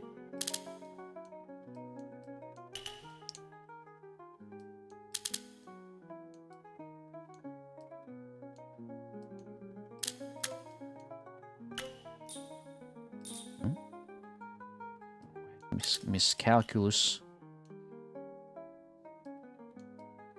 What's the gameplay for 12-13? Was it the Trilby stealth game? Am I misremembering? Or was it even Trilby? I don't remember.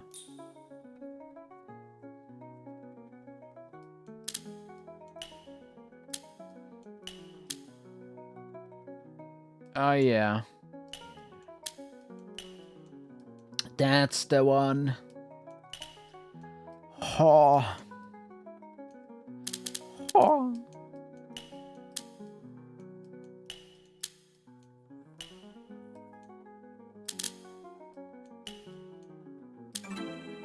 Oh, another proverb.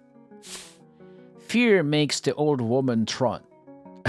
An unexpected event can reveal unknown qualities. What is happening in this painting even?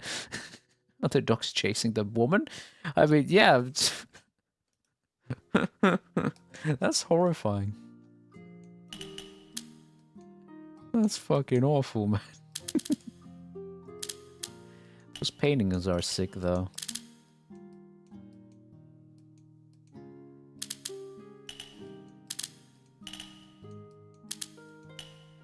Misclick. Old and washed up. I'm such a fucking old guy.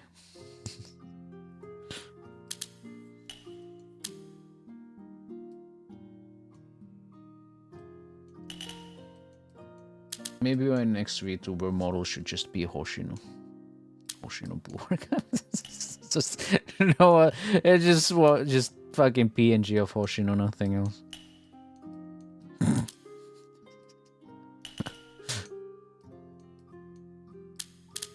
I'ma get sued.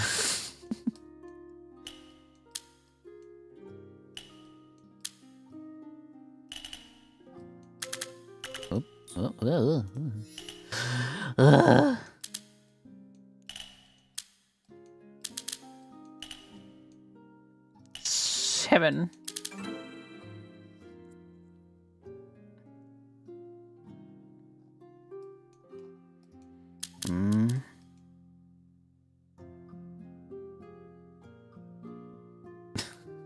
When you're getting over 1 million viewers so we can paint. I don't know.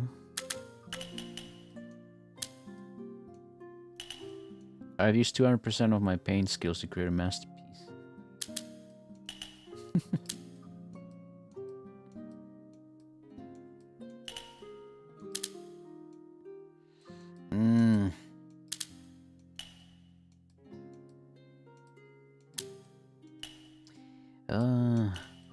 Oh, I hate painting them. As in, not just painting, but just creating art.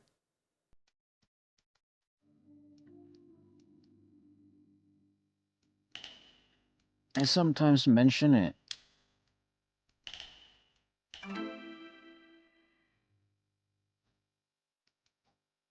Yeah, I don't mention it all that much these days because people misunderstand me so badly when I say that.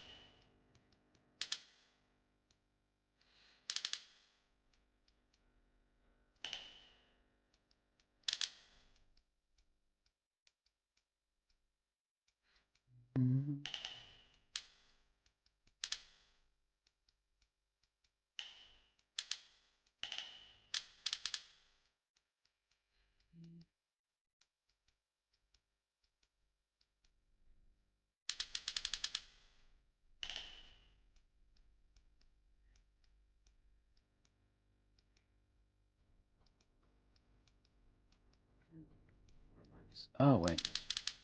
Juan, and this one. Usually one.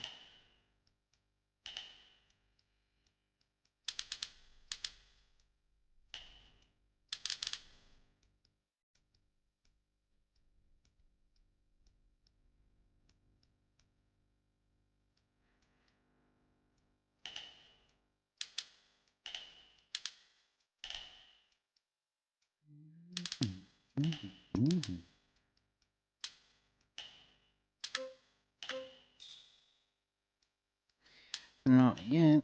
No.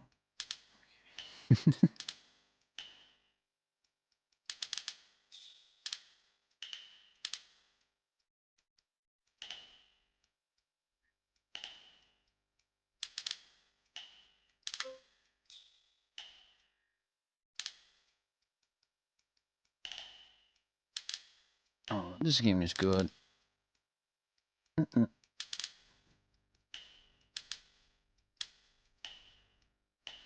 Wasn't too expensive either. So this is nice. So much gameplay.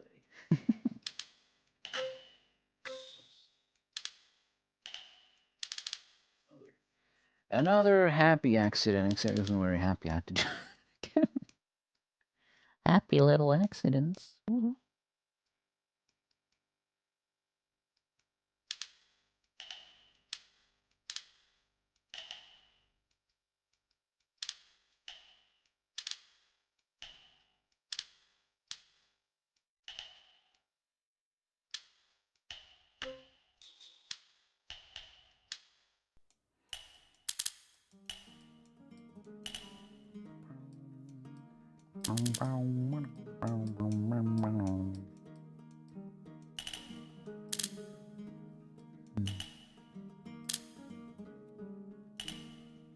I wonder. I'm gonna have a peek at my key requests real quick because. Okay, something's been offered to me, which, you know, can be offered something or you can ask for something. I asked for the Bucky Hamma game, I asked for Gears of War Reloaded, and I asked Silent Hill F. No response from those, so I assume I'm not gonna be playing those. Also, what is this?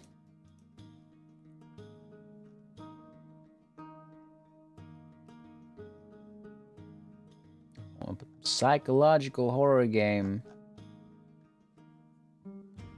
I go into my 2XKO close beta, but I haven't played it yet. Well, I'm excited. You've seen so many 100% combo clips from any other single fighting game ever. Whoa. Casting Whispers is a first-person psychological horror game where sound is your greatest tool. Investigate the paranormal events that plague a city in 1960s America. Shut your eyes, trust your senses, listen to the darkness.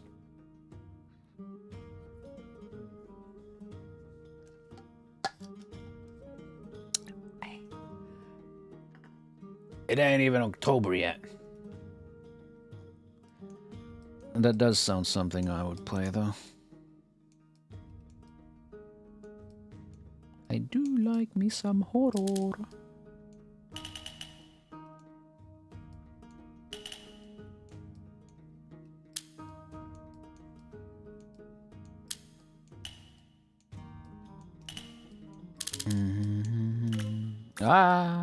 No. What the fuck?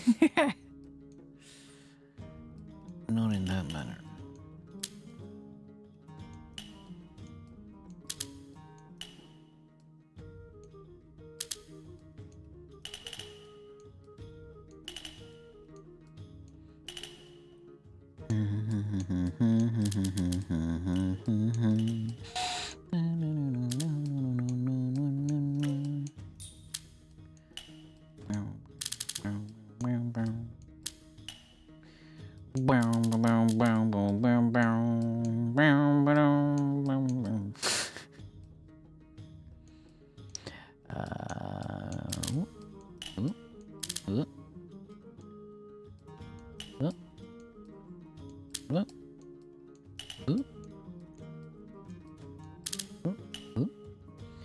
I've seen like 4 different clips of Darius having like several different touch of death combos into XK. That it has to be intentional, right? Darius, several TOD combos. What is your professional opinion?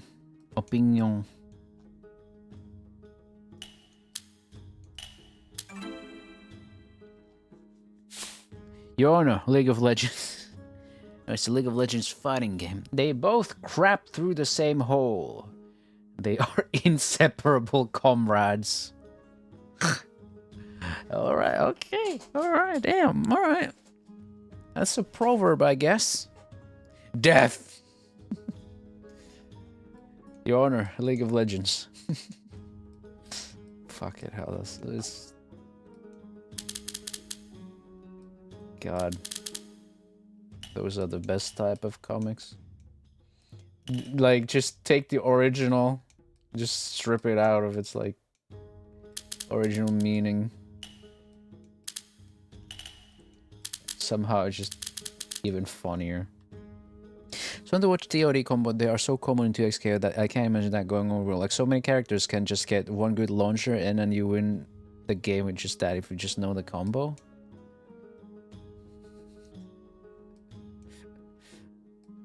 Yeah! Fun! For the one person who gets to execute that properly.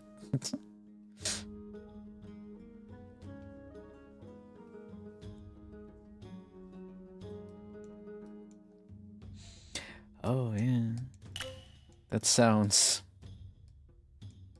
wonderful. Oh. Yeah. Haven't been terribly interested.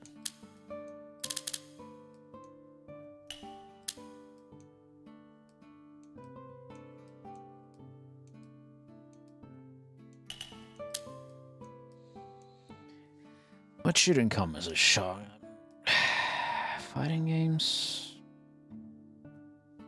Sure, I don't got anything against fighting games, but man, it's quite the learning curve.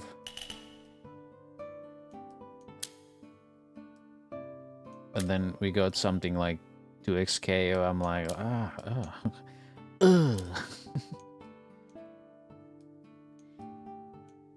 If it at least, you know, looked appealing visually, but I don't much care for how it looks either, so...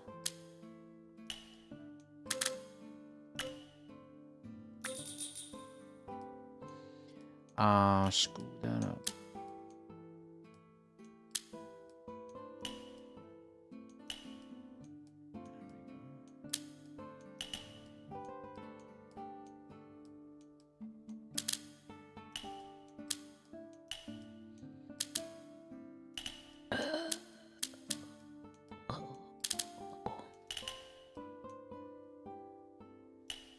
Imagine just having a stream where it's like, I'm gonna complete this puzzle game in one sitting. Fucking riveting.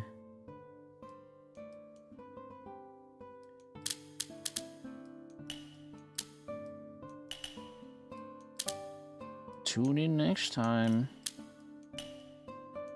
Or I'll do the next one. Nah, I probably won't do that. Probably. Probably. Oh, another one. Dragging the block. To be deceived by a lover or to work at a pointless task.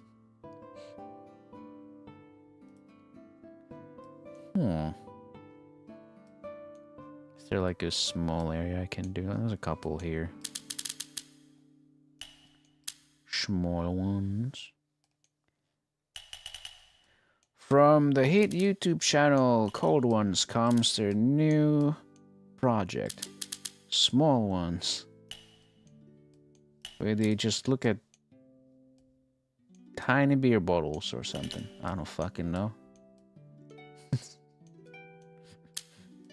Would you watch a channel where they look at miniature things? Like, very unusual miniatures, not just like tiny trains or some shit, like real weird shit. Like, wow, someone made a tiny elephant. Wow. I can't believe they just made a tiny submersible that doesn't fit anything inside. Let's implode it.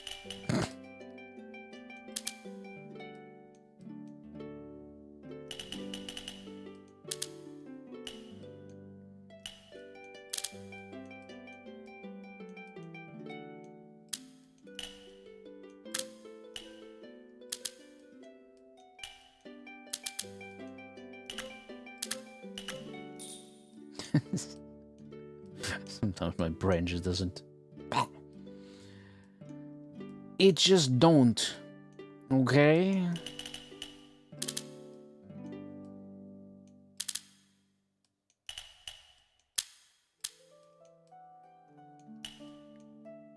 I thought they would be great for my tired brain, you know, like, oh wow, he's just giving me some puzzles. Time to be energized. No, this is like the opposite. It's like turning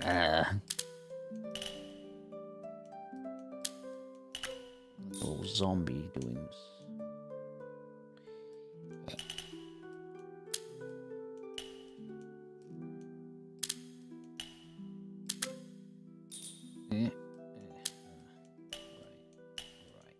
Right.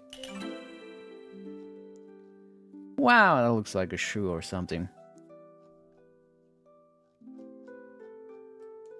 Wow, look at that. It's coming along real nice. Hey, 69%. Nice. Who do you like more, the lady on the lyre or the guy, the balalaika? Who's shredding? Who's shredding harder?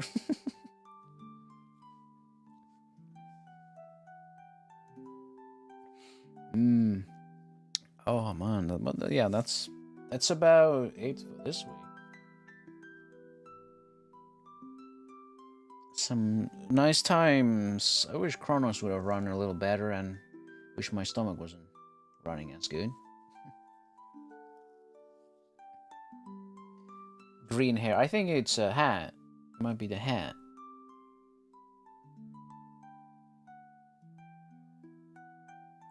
Might be wearing a little hat. Kill Jester.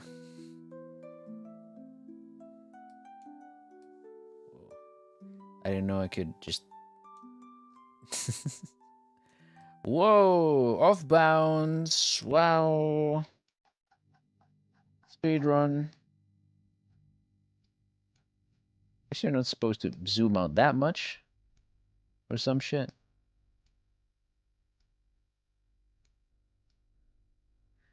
Guess this would be the optimal zoom level. Have your roof lined with tarts to be very wealthy. So, to flex my wealth on people, I should just have my roof lined with tarts. That sounds like a waste. I would rather eat those tarts.